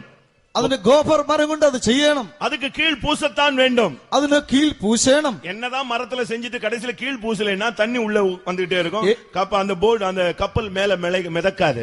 ഏതെങ്കിലും മരം കൊണ്ട് അത് ചെയ്തിട്ട് അതിന് മേൽ കീഴ് പൂശിയാൽ അത് கீழ் பூசலைன்னா இங்கே தான் இருக்கும், അത് വെള്ളത്തിൽ തന്നെ പൊങ്ങുകയില്ല, താഴെ തന്നെ കിടക്കും. ஏனென்றால் எல்லா இடத்துலயும் ஹோல்ஸா இருக்கும், திருப்பி எப்படி அந்த பேழை மிதக்கும். എന്തുകൊണ്ടെന്നാൽ എല്ലായിടത്തും സുഷിരങ്ങളും മറ്റു ഹോളും ആയതുകൊണ്ട് അത് മറിഞ്ഞു പോകും. கடந்த வாரத்துல திருச்சியில ஒரு மீட்டிங் போயிருந்தேன். കഴിഞ്ഞ ആഴ്ചയിൽ തൃശ്ശിയിൽ ഒരു യോഗത്തിന് പോയി. ஒரு பிராமின் சிஸ்டர் சாட்சி சொன்னார்கள். ഒരു ബ്രാഹ്മണ കുടുംബത്തിൽപ്പെട്ട ഒരു സഹോദരി സാക്ഷ്യം പറഞ്ഞു. அவங்க ஒரு செய்வனை கட்டில இருந்து விடுதலையாகி ஒரு சபையில மெம்பர் ஆயிருக்கிறாங்க. ഒരു ആഭിചാര ബന്ധനത്തിൽ നിന്ന് വിടുതൽ പ്രാപിച്ച് അവർ ഒരു സഭയിൽ ഒരു അംഗമായിരുന്നു. அவங்களுக்கு ஒரே ஆசை, பரலோகம் போகணும். സ്വർഗ്ഗത്തിൽ പോകണമെന്നുള്ള വലിയൊരു ആഗ്രഹം അവർക്ക് ഉണ്ടായിരുന്നു. ஒரு நாள் ஒரு சொப்பனம், ഒരു ദിവസം ഒരു സ്വപ്നം കണ്ടു. அவங்க பரலோகத்துக்குள்ள போறாங்க. അവർ സ്വർഗ്ഗത്തിലേക്ക് പോകുന്നു.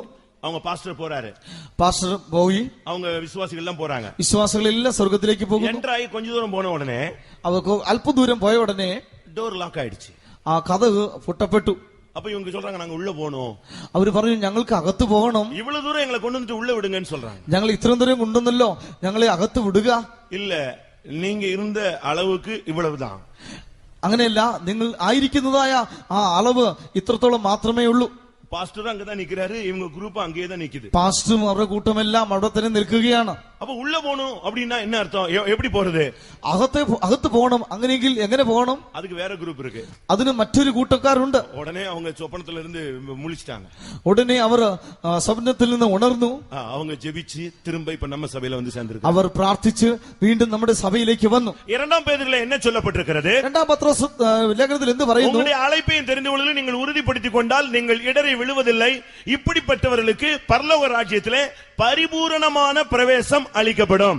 വിളിയും തിരഞ്ഞെടുപ്പും ഉറപ്പാക്കുകയാണെങ്കിൽ നിങ്ങൾ കർത്താവായ യേശുക്രിസ്തുവിന്റെ സ്വർഗ്ഗരാജ്യത്തിലേക്കുള്ളതായ പ്രവേശനം നിങ്ങൾക്ക് ധാരാളമായി ലഭിക്കും. நீங்க பரலோக ராஜ்யத்துக்கு உள்ளே போக முடியாது, எங்கயாவது ஒரு இடத்துல தான் பிரேக் ஆகி நிக்க வேண்டியிருக்கும். இல்லைனா നിങ്ങൾ വിളിയതിന് ഉറപ്പാക്കുന്നില്ലെങ്കിൽ സ്വർഗ്ഗരാജ്യത്തിന്റെ അകത്തിലേക്ക് പോകാൻ കഴിയില്ല. ഏതെങ്കിലും ഒരു സ്ഥലത്ത് നിങ്ങൾ നിൽക്കുവാനിടയായി തീരും. வேலை என்று சொன்னால், சபை என்று சொன்னால் அதில் அப்போஸ்தலர்கள் உண்டு. പെട്ടകം എന്ന് പറഞ്ഞാൽ, സഭ എന്ന് പറഞ്ഞാൽ അവിടെ അപ്പോസ്തലന്മാരുണ്ട്. அங்கே அன்னகர் ஊழியம் செய்யக்கூடிய ஒரு கூட்டம் உண்டு. അവിടെ ഷണ്ഡന്മാരുടെ പ്രതിഷ്ഠയിലുള്ളതായ ശുശ്രൂഷ ചെയ്യുന്ന ഒരു കൂട്ടർ ഉണ്ട്. அவர்கள் எப்படி வாழ, மெல்கிசேதேக்கின் பிரதிஷ்டையின்படி வாழக்கூடிய ஒரு வாழ்க்கை உண்டு. അവർ മെൽക്കിസേദെക്കിന്റെ പ്രതിഷ്ഠ പ്രകാരം ജീവിക്കുന്ന ഒരു ജീവിതം ചെയ്യുന്നവരാകുന്നു. இதெல்லாம் நீங்கள் வேதத்திலே நீங்கள் தெளிவாக படிக்க முடியும். ഇതെല്ലാം തിരുവചനത്തിൽ വ്യക്തമായി പഠിക്കുവാനായി കഴിയും. முதலாம் கொரிந்தியர் 12:28 நீங்கள் இதை பார்க்கலாம். தேவனானவர் சபையிலே முதலாவது அப்போஸ்தலரை ஏற்படுத்தினார். 1 കൊരിന്ത്യർ 12:28 വാക്യത്തിൽ ദൈവം സഭയിൽ ഒന്നാമതായി അപ്പോസ്തലന്മാരെ നിയമിച്ചു. அவர்கள் எப்படி வாழ்ந்து காட்டுவார்கள்? അവർ എങ്ങനെ ജീവിതം കാണിക്കും? எபிரேயர் 7:3 சொல்லப்பட்டது போல தகப்பனும் தாயும் இல்லாமல் வம்ச வரலாறும் இல்லாத ஒரு வாழ்க்கை வாழுவார்கள். എബ്രായർ 7:3 വാക്യത്തിൽ പറഞ്ഞിരിക്കുന്ന പോലെ മാതാവില്ല, പിതാവില്ല, വംശാവലിയുമില്ല എന്നുള്ളതായ നിലയുള്ളതായ ഒരു ജീവിതം അവർ ചെയ്യും. பிரியமானவர்களே, இப்படி பல பிரமாணங்களை வேதத்திலே தேவன் சொல்லி வைத்திருக்கிறார். പ്രിയമുള്ളവരെ, ഇങ്ങനെയുള്ളതായ പല പ്രമാണങ്ങളെ തിരുവചനത്തിൽ ദൈവം പറഞ്ഞിരിക്കുന്നു. ஒவ்வொரு வாழ்க்கைக்கும் ஒவ்வொரு பிரமாணம் இருக்கிறது. ഓരോ ജീവിതത്തിനും ഒരു പ്രമാണമുണ്ട്. அந்த சரியான வாழ்க்கைக்குள்ளே வரும்பொழுதுதான் ஒரு மனிதன் அந்த பேழைக்குள்ளே அவன் வாழ்ந்து காட்ட முடியும். ആ ശരിയായ പ്രമാണത്തിലേക്ക് വരുമ്പോൾ മാത്രമാണ് ഒരു മനുഷ്യൻ ആ പെട്ടകത്തിനകത്ത് ജീവിക്കുന്നത്. இன்றைக்கு எத்தனை பேர் இந்த பேழைக்குள்ளே வந்திருக்கிறீர்கள்? இந்த எத்தனை பேர் ഈ പെട്ടകത്തിനകത്ത് വന്നിരിക്കുന്നു? ஒருவேளை எழுத்தின் பிரகாரமாக நீங்கள் ஞானஸ்நானம் பெற்றிருக்கலாம். ഒരുപക്ഷേ പുറമേ നിങ്ങൾ ജലസ്നാനം സ്വീകരിച്ചിരിക്കാം. ஆனால் ஆவிக்குரிய ஜீவியத்திலே உங்களுடைய ஜீவியம் அந்த பேழை கட்டி எழுப்பப்பட வேண்டியது அவசியம். എന്നാൽ ആത്മീയ ജീവിതത്തിൽ നിങ്ങളുടെ ജീവിതമാകുന്ന പെട്ടകത്തെ പണിതുയർത്തേണ്ടുന്നത് ആവശ്യമായിരിക്കുന്നു. அந்த பேழைக்குள்ளே மிருகங்கள் உண்டு, ആ പെട്ടകത്തിൽ മൃഗങ്ങൾ ഉണ്ട്, பறவைகள் உண்டு, പറവകൾ ഉണ്ട്, ஊரும் பிராணிகள் உண்டு, ജന്തുക്കൾ ഉണ്ട്. இப்படி பலவிதமான இது இருக்கு. இதுக்கு மத்தியில நோவாவும் அங்கே இருக்கிறார். ഇങ്ങനെ പലവിധമായ ജന്തുക്കളുടെ ഇടയിൽ നോഹയും അവിടെയുണ്ട്. நீ இந்த பேழைக்குள்ள மிருகமாக இருக்கக்கூடாது, பறவையாகவும் இருக்கக்கூடாது. நீ இந்த பேழைக்குள்ள நோவாவாக இருக்க வேண்டும். നീ പെട്ടകത്തിൽ മൃഗമായോ പറവയായോ ഇരിക്കരുത്, നീ പെട്ടകത്തിൽ നോഹയായിരിക്കണം. அவங்களெல்லாம் நீ பத்தி கவலைப்பட வேண்டிய அவசியமே இல்ல. അവയെ കുറിച്ച് നീ വിചാരപ്പെടേണ്ട ആവശ്യമില്ല. இங்க இருக்கிற மத்தவங்களை பத்தி நீ கவலைப்பட வேண்டிய அவசியமே கிடையாது. ഇവിടെ ആയിരിക്കുന്ന മറ്റുള്ളവരെ കുറിച്ച് നീ ചിന്തിക്കേണ്ട ആവശ്യമില്ല. தேவனும் கூட உன்னை குறித்து தான் கரிசனை உள்ளவராக இருக்கிறார். ദൈവം നിന്നെ കുറിച്ച് വളരെ കരുതലുള്ളവനായിരിക്കുന്നു. நீ அங்க இருக்கிற யானையும் பார்க்க வேண்டாம், புலியையும் பார்க்க வேண்டாம். നീ എവിടെ ആയിരിക്കുന്ന ഒന്നിനെയും നോക്കണ്ട, പുലിയെയും നോക്കണ്ട.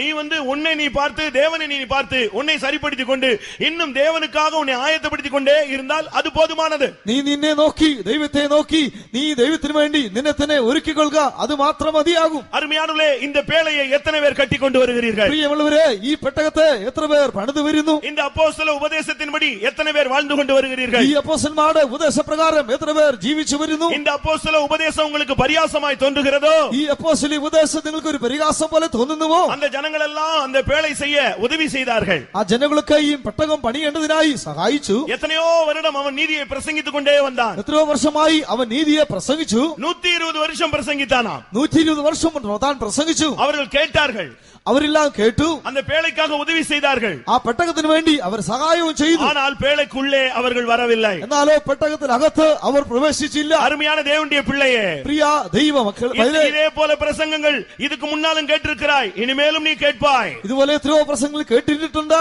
ഇനി നീ കേൾക്കുവാൻ പോകുന്നു. ஆனால் பாம்பாட்டி வினோதமாய் ஊதிக்கொண்டே இருக்கிறான்.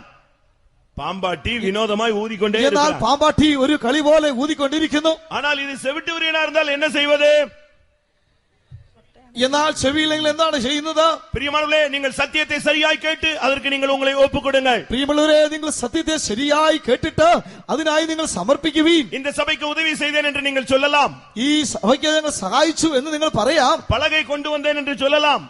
பலகை നിങ്ങൾ പലക കൊണ്ടുവന്നത് പറയാം. ஆணி எடுத்து கொண்டு வந்தேன் என்று சொல்லலாம். ആണി കൊണ്ടുവന്ന് പറയാം. என்னென்ன செய்தாலும் நீ சொல்லிக்கொண்டே இருக்கலாம். എന്തെല്ലാം നിങ്ങൾ ചെയ്തു അതൊക്കെ നിങ്ങൾ പറഞ്ഞുകൊണ്ടിരിക്കാം. நோவாவை கேட்டா இதுக்கெல்லாம் நான் கூலி கொடுத்துட்டேன்னு சொல்லுவாரு. നോഹയോട് ചോദിക്കുകയാണെങ്കിൽ ഇതിനെല്ലാം ഞാൻ കൂലി കൊടുത്തു എന്ന് പറയും. ஆம், நீ இந்த சபைக்கு வந்து இல்லாவிட்டால் இந்த சத்தியத்துக்குள்ளே வந்து நீ எவ்வளவு தேவனிடத்திலிருந்து நன்மை பெற்றிருக்கிறாய். അതെ, നീ സഭയിൽ വന്ന് ഈ സത്യത്തിലേക്ക് വന്നു, എത്രയോ നന്മകൾ ദൈവത്തിൽ നിന്ന് നീ പ്രാപിച്ചു കഴിഞ്ഞിരിക്കുന്നു. என்றைக்கு நீ செய்ததை சொல்லி காட்டினாயோ அன்றைக்கே இந்த பூலோகத்திலே உன்னுடைய கணக்கை கர்த்தர் தீர்க்க ஆரம்பித்து விடுகிறார். എന്നാ നീ ചെയ്ത പ്രവൃത്തി കാണിച്ചിരിക്കുന്നു, അന്ന് ഈ ഭൂമിയിൽ നിനക്ക് പ്രതിഫലം തന്നിരിക്കുന്നു. ஆனால் நோவாவோ அப்படி எதுவும் பேசவில்லை. എന്നാൽ നോഹയോ അങ്ങനെയൊന്നും പറഞ്ഞില്ല. அவனுடைய வாழ்க்கை வித்தியாசமானது.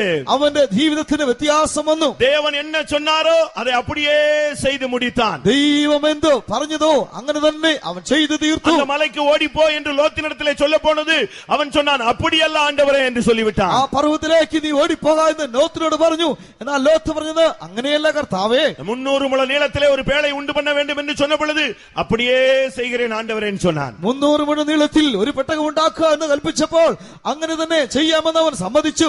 இதுல என்ன அருமையான ஒரு அனுபவம் என்று சொன்னான். ഇത് എത്ര മനോഹരമായ ഒരു അനുഭവമാകുന്നു. நோவா, அவன் மனைவி, அவனுடைய 3 மகன்கள், 3 மருமகள்கள் அந்த பேழைக்குள்ளே வந்து விட்டார்கள். നോഹ, തന്റെ ഭാര്യ, 3 പുത്രന്മാർ, 3 മരുമക്കൾ, ഇവരെല്ലാം അതിൽ പ്രവേശിച്ചു. இன்றைக்கு 8 பேர் ஒரு வீட்டுல இருந்தா 8 கட்சி இருக்கும். ഇന്ന് 8 പേർ വീട്ടിലുണ്ടെങ്കിൽ 8 കക്ഷികളും ഉണ്ടാകും. இல்லாவிட்டா 8 ரூம் இருக்கும். അല്ല എങ്കിൽ 8 മുറികൾ ഉണ്ടാകും. இல்லாவிட்டா 8 ஊர்ல போய் உட்கார்ந்துருவாங்க. അല്ലെങ്കിൽ 8 സ്ഥലത്ത് പോയി അവരിയ്ക്കും. ஜெபம் நடக்குதானா 8 இடத்துல நடக்குதுன்னு சொல்லுவாங்க. പ്രാർത്ഥന നടക്കുകയാണെങ്കിൽ 8 സ്ഥലത്തിരുന്ന് പ്രാർത്ഥിക്കും. இப்படித்தான் இன்றைக்கு அநேக இடங்கள்ல இருக்கிறது. ഇങ്ങനെ തന്നെയാണ് ഇന്ന് പലയിടങ്ങളിലും ആകുന്നത്. ஆனா நோவாவின் வீட்டுல அப்படி கிடையாது. എന്നാൽ നോഹയുടെ വീട്ടിൽ അങ്ങനെയായിരുന്നില്ല. அவன் ஒரு நீதிமான்.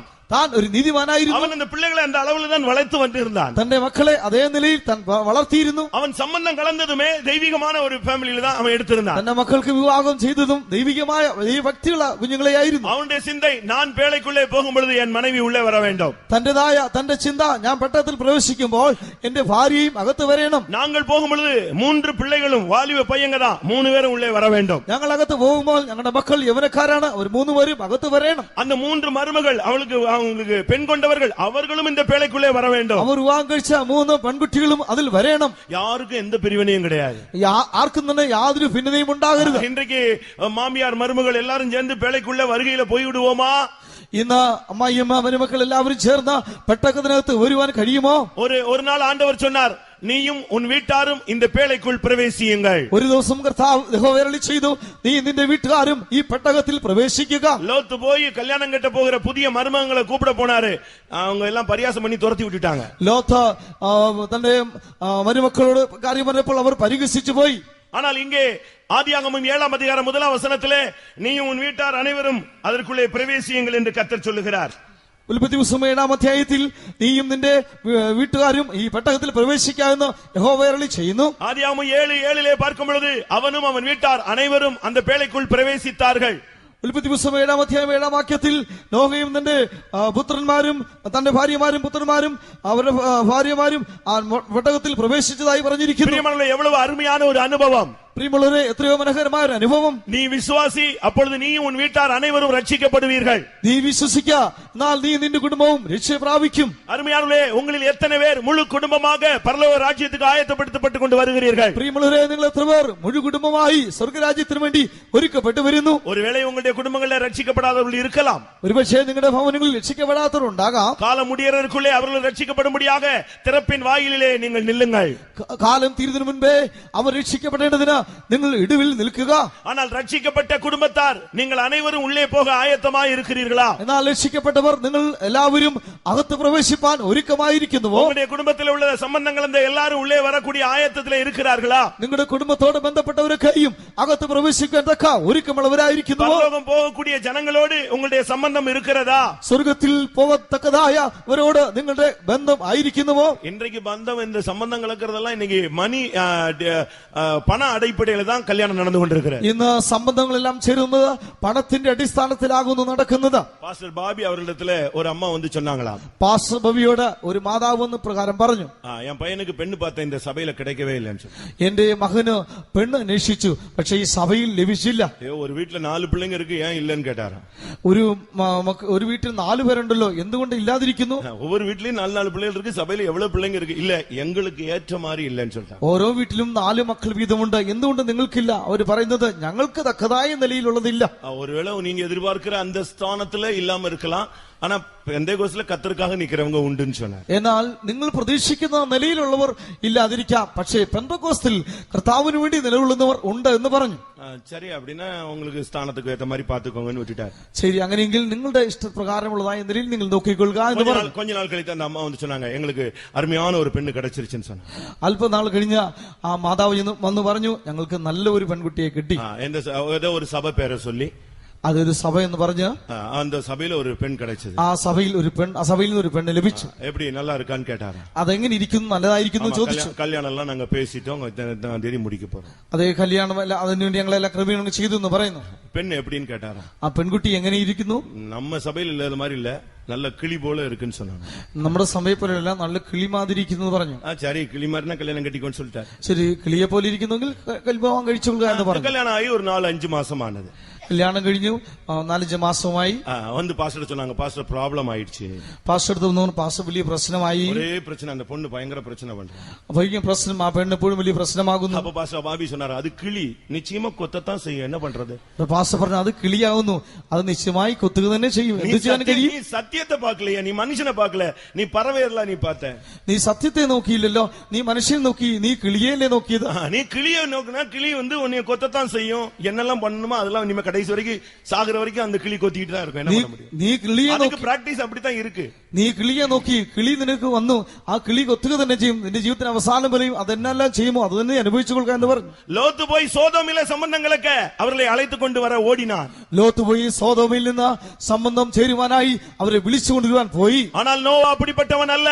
എന്നാലോ നോഹ അങ്ങനെയുള്ളവനല്ല. என்னுடைய பிள்ளைகள் என்னுடைய சந்ததிகள் எல்லாம் பேழைக்குள்ள வர வேண்டும், அதே சிந்தையோடு அவன் இந்த உலகத்திலே சம்பந்தங்கள் வந்தான். എന്റെ മക്കൾ എന്റെ സന്തതികളൊക്കെയും പെട്ടകത്തിനകത്ത് പ്രവേശിക്കണം എന്നുള്ള ചിന്തയോടുകൂടി താൻ സംബന്ധം ചെയ്തു.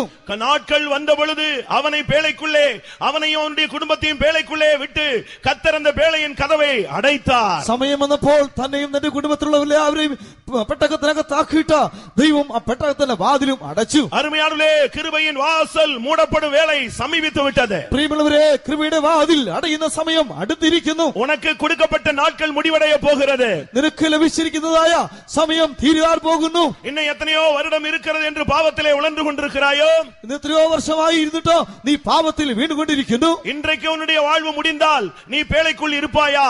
ഇന്ന് നിന്റെ ജീവിതം അവസാനിച്ചാൽ നീ പെട്ടകത്തിന് അകത്തായിരിക്കുമോ? அருமையான சகோதரனே, சகோதரியே, இந்த உலகத்திலே, அந்த பாவம் நிறைந்த உலகத்திலே நோவா கர்த்தருக்காக வாழ்ந்தான். இன்றைக்கும் வாழ முடியும். പ്രിയ സഹോദര സഹോദരി, ഈ പാപം നിറഞ്ഞ ലോകത്തിൽ നോഹ കർത്താവിന് വേണ്ടി ജീവിച്ചു. ഇന്നും ജീവിക്കുവാനായി കഴിയും. அவன் உள்ளே பிரவேசித்த பொழுது ஒரு பெரிய மழை பொழிய ஆரம்பித்தது. അവൻ അകത്ത് പ്രവേശിച്ചപ്പോൾ വലിയ മഴ പെയ്യുവാനായി തുടങ്ങി. அருமையானவர்களே, இது கடைசி காலம். പ്രിയമുള്ളവരെ, ഇത് അവസാന കാലം. பின்மாறி காலத்து மழைக்காக நீங்கள் வேண்டிக் கொள்ளுங்கள் என்று சொல்லப்பட்டிருக்கிறது. പിന്മയുടെ കാലത്ത് മഴയ്ക്ക് വേണ്ടി നിങ്ങൾ അപേക്ഷിക്കുവീൻ എന്ന് പറഞ്ഞിരിക്കുന്നു. சுமார் 2000 ஆண்டுகளுக்கு முன்பாக அந்த பெந்தேகோஸ்தே நாளிலே சபைக்காக இந்த பூமியிலே முன்மாறி அனுப்பப்பட்டு விட்டது. ഏകദേശം 2000 വർഷങ്ങൾക്ക് മുൻപേ ആ പെന്തക്കോസ്ത് നാളിൽ സഭയ്ക്ക് വേണ്ടി ഈ ഭൂമിയിലെ പിന്മഴ പെയ്യുകയുണ്ടായി. அடிக்கடி தேவன் மழையை அனுப்பி கொண்டே இருக்கிறார். കൂടെ ദൈവം മഴയെ അയച്ചുകൊണ്ടിരിക്കുന്നു. ஆனால் இனிமேல் ஒரு பின்மாறி மழையை கர்த்தர் சபைக்காக அனுப்ப போகிறார். എന്നാൽ ഇനിയും ദൈവം സഭയ്ക്ക് വേണ്ടി ഒരു പിന്മഴയെ അയക്കുവാൻ പോകുന്നു. அந்த மழை பெய்யும் பொழுது என்ன சம்பவிக்கும்? ആ മഴ പെയ്യുമ്പോൾ എന്താണ് സംഭവിക്കുന്നത്? பூமியின் ஊற்றுக்கண்கள் திறக்கப்பட ஆரம்பிக்கும். ഭൂമിയിലെ ഉറവുകൾ തുറക്കപ്പെടുവാനിടയാകും. வானத்தின் மதகுகளை கர்த்தர் திறப்பார். ആകാശത്തിലെ കിളിവാതിലുകളെ ദൈവം തുറക്കും. அப்பொழுது என்ன சம்பவிக்கும்? അപ്പോൾ എന്താണ് സംഭവിക്കുന്നത്? இந்த பேழை எழும்ப ஆரம்பிக்கும். ഈ പെട്ടകം ഉയരുവാൻ തുടങ്ങും. பரிசுத்த ஆவியின் அபிஷேகம் என்பது இப்பொழுதல்ல, ஒரு மகிமையாய் இறங்கக்கூடிய ஒரு அனுபவம். இப்பொழுது இருப்பது போல அல்ல, அது ஒரு நிறைவான ஒரு அனுபவம். പരിശുദ്ധാത്മാവിന്റെ അനുഭവം എന്ന് പറയുന്നത് ഇപ്പോഴുള്ളതല്ല, അത് ഒരു പൂർണ്ണമായത്, അത് നിറവായത് ഒന്നാവുന്നു. இன்றைக்கு இந்த வெங்கஞ்சியில பரிசுத்தாவி இறங்கினால் இந்த ஊரே அசைய ஆரம்பிக்கும். ഇന്ന് ഈ വെങ്കഞ്ചിയിൽ പരിശുദ്ധാത്മാവ് ഇറങ്ങിയാൽ ഈ ഭൂമി, ഈ ദേശം, വെങ്കഞ്ചി ദേശം കുലുങ്ങുവാനിടയാകും. என்ன சம்பவித்தது என்று இந்த ஊரே ஓடி வந்து இங்க வேடிக்கை பார்க்கும். എന്ത് സംഭവിച്ചെന്ന് ദേശക്കാർ ഓടി വന്ന് ഇവിടെ നോക്കും. அப்படிப்பட்ட ஒரு அபிஷேகம் இருக்கிறது. അങ്ങനെയുള്ളതായ ഒരു അഭിഷേകമുണ്ട്. பிரியமானவர்களே, அப்படிப்பட்ட ஒரு அபிஷேகம் வரும் பொழுது இந்த சபை மகிமையை நோக்கி அது ஏறெடுக்க ஆரம்பிக்கும். പ്രിയമുള്ളവരെ, അങ്ങനെയുള്ളതായ ഒരു അഭിഷേകം വരുമ്പോൾ ഈ സഭ തേജസ്സിനെ നോക്കി ഉയർന്നു പോകുവാനിടയാകും. அவர் தம்முடைய குமாரனுக்கு அளவில்லாத ஆவியை அருளி இருந்தார். അവൻ തന്റെ പുത്രന് അളവ് കൂടാതെ ആത്മാവിനെ പകർന്നിരുന്നു. 3 വിധமான மழையை கர்த்தர் சபைக்காக அனுப்புகிறார். 3 നിലയിലുള്ളതായ മഴയെ ദൈവം സഭയ്ക്ക് വേണ്ടി അയക്കുന്നു. ஒன்று உறைந்த ஒரு மழை, ഒന്ന് ഉറഞ്ഞ ഒരു മഴ, இரண்டாவது கல்மழை, രണ്ടാമത് കൽമഴ, மூன்றாவது வல்லமையின் பெருமழை, മൂന്നാമത് ശക്തിയുള്ള വലിയ വൻമഴ. யோபு 37 அதிகாரம் 6 வசனத்திலே இந்த வார்த்தை சொல்லப்பட்டிருக்கிறது. റോമർ യോബിന്റെ പുസ്തകം 37 വാക്യത്തിൽ പറഞ്ഞിരിക്കുന്നു. அவர் உறைந்த மழையை முதலாவது சபையிலே அனுப்புகிறார். உறைந்த மழையை அனுப்புகிறார். അവൻ ഹിമമഴയെ അയക്കുന്നു. இரண்டாவது கல்மழையை அனுப்புகிறார். രണ്ടാമത് കൽമഴയെ അയക്കുന്നു. மூன்றாவது வல்லமையின் பெருமழை. മൂന്നായി ശക്തിയുടെ വൻമഴയെ അയക്കുന്നു. இந்த உறைந்த மழை எதற்காக? ഈ ഹിമമഴ എന്തിനായി? ஒரு தேவனுடைய பிள்ளையை பரிசுத்தமாய் மாற்ற, ഒരു ദൈവ പൈതലിനെ വിശുദ്ധീകരിക്കുവാൻ വേണ്ടി. உங்கள் பாவங்கள் சிவேர் என்றிருந்தாலும் அதை கர்த்தர் உறைந்த மழையை போல வெண்பஞ்சை போல மாற்றுவார். നിങ്ങളുടെ പാപങ്ങൾ ചുമപ്പായിരുന്നാലും അത് ദൈവം ഹിമം പോലെയാക്കി മാറ്റും. இரண்டாவது கல்மழையை அனுப்புகிறார். രണ്ടാമതായി കൽമഴയെ അയക്കുന്നു. உன்னுடைய ஜீவியத்தில் இருக்கிற போராட்டங்களை அழிப்பது, നിന്റെ ജീവിതത്തിലെ പോരാട്ടങ്ങളെ നശിപ്പിക്കേണ്ടതിന് ஆவியினாலே சரீரத்தின் செய்கைகளை அழித்தால் நீங்கள் பிழைப்பீர்கள். ആത്മാവിനാൽ ശരീരത്തിലെ പ്രവൃത്തികളെ മരിപ്പിച്ചാൽ നിങ്ങൾ ജീവിക്കും. மூன்றாவது வல்லமையின் பெருமழை, മൂന്നാമതായി ശക്തിയുള്ള പെരുമഴ. கர்த்தரிலும் அவருடைய சத்துவத்தின் வல்லமையிலும் நீங்கள் பலப்படுங்கள்.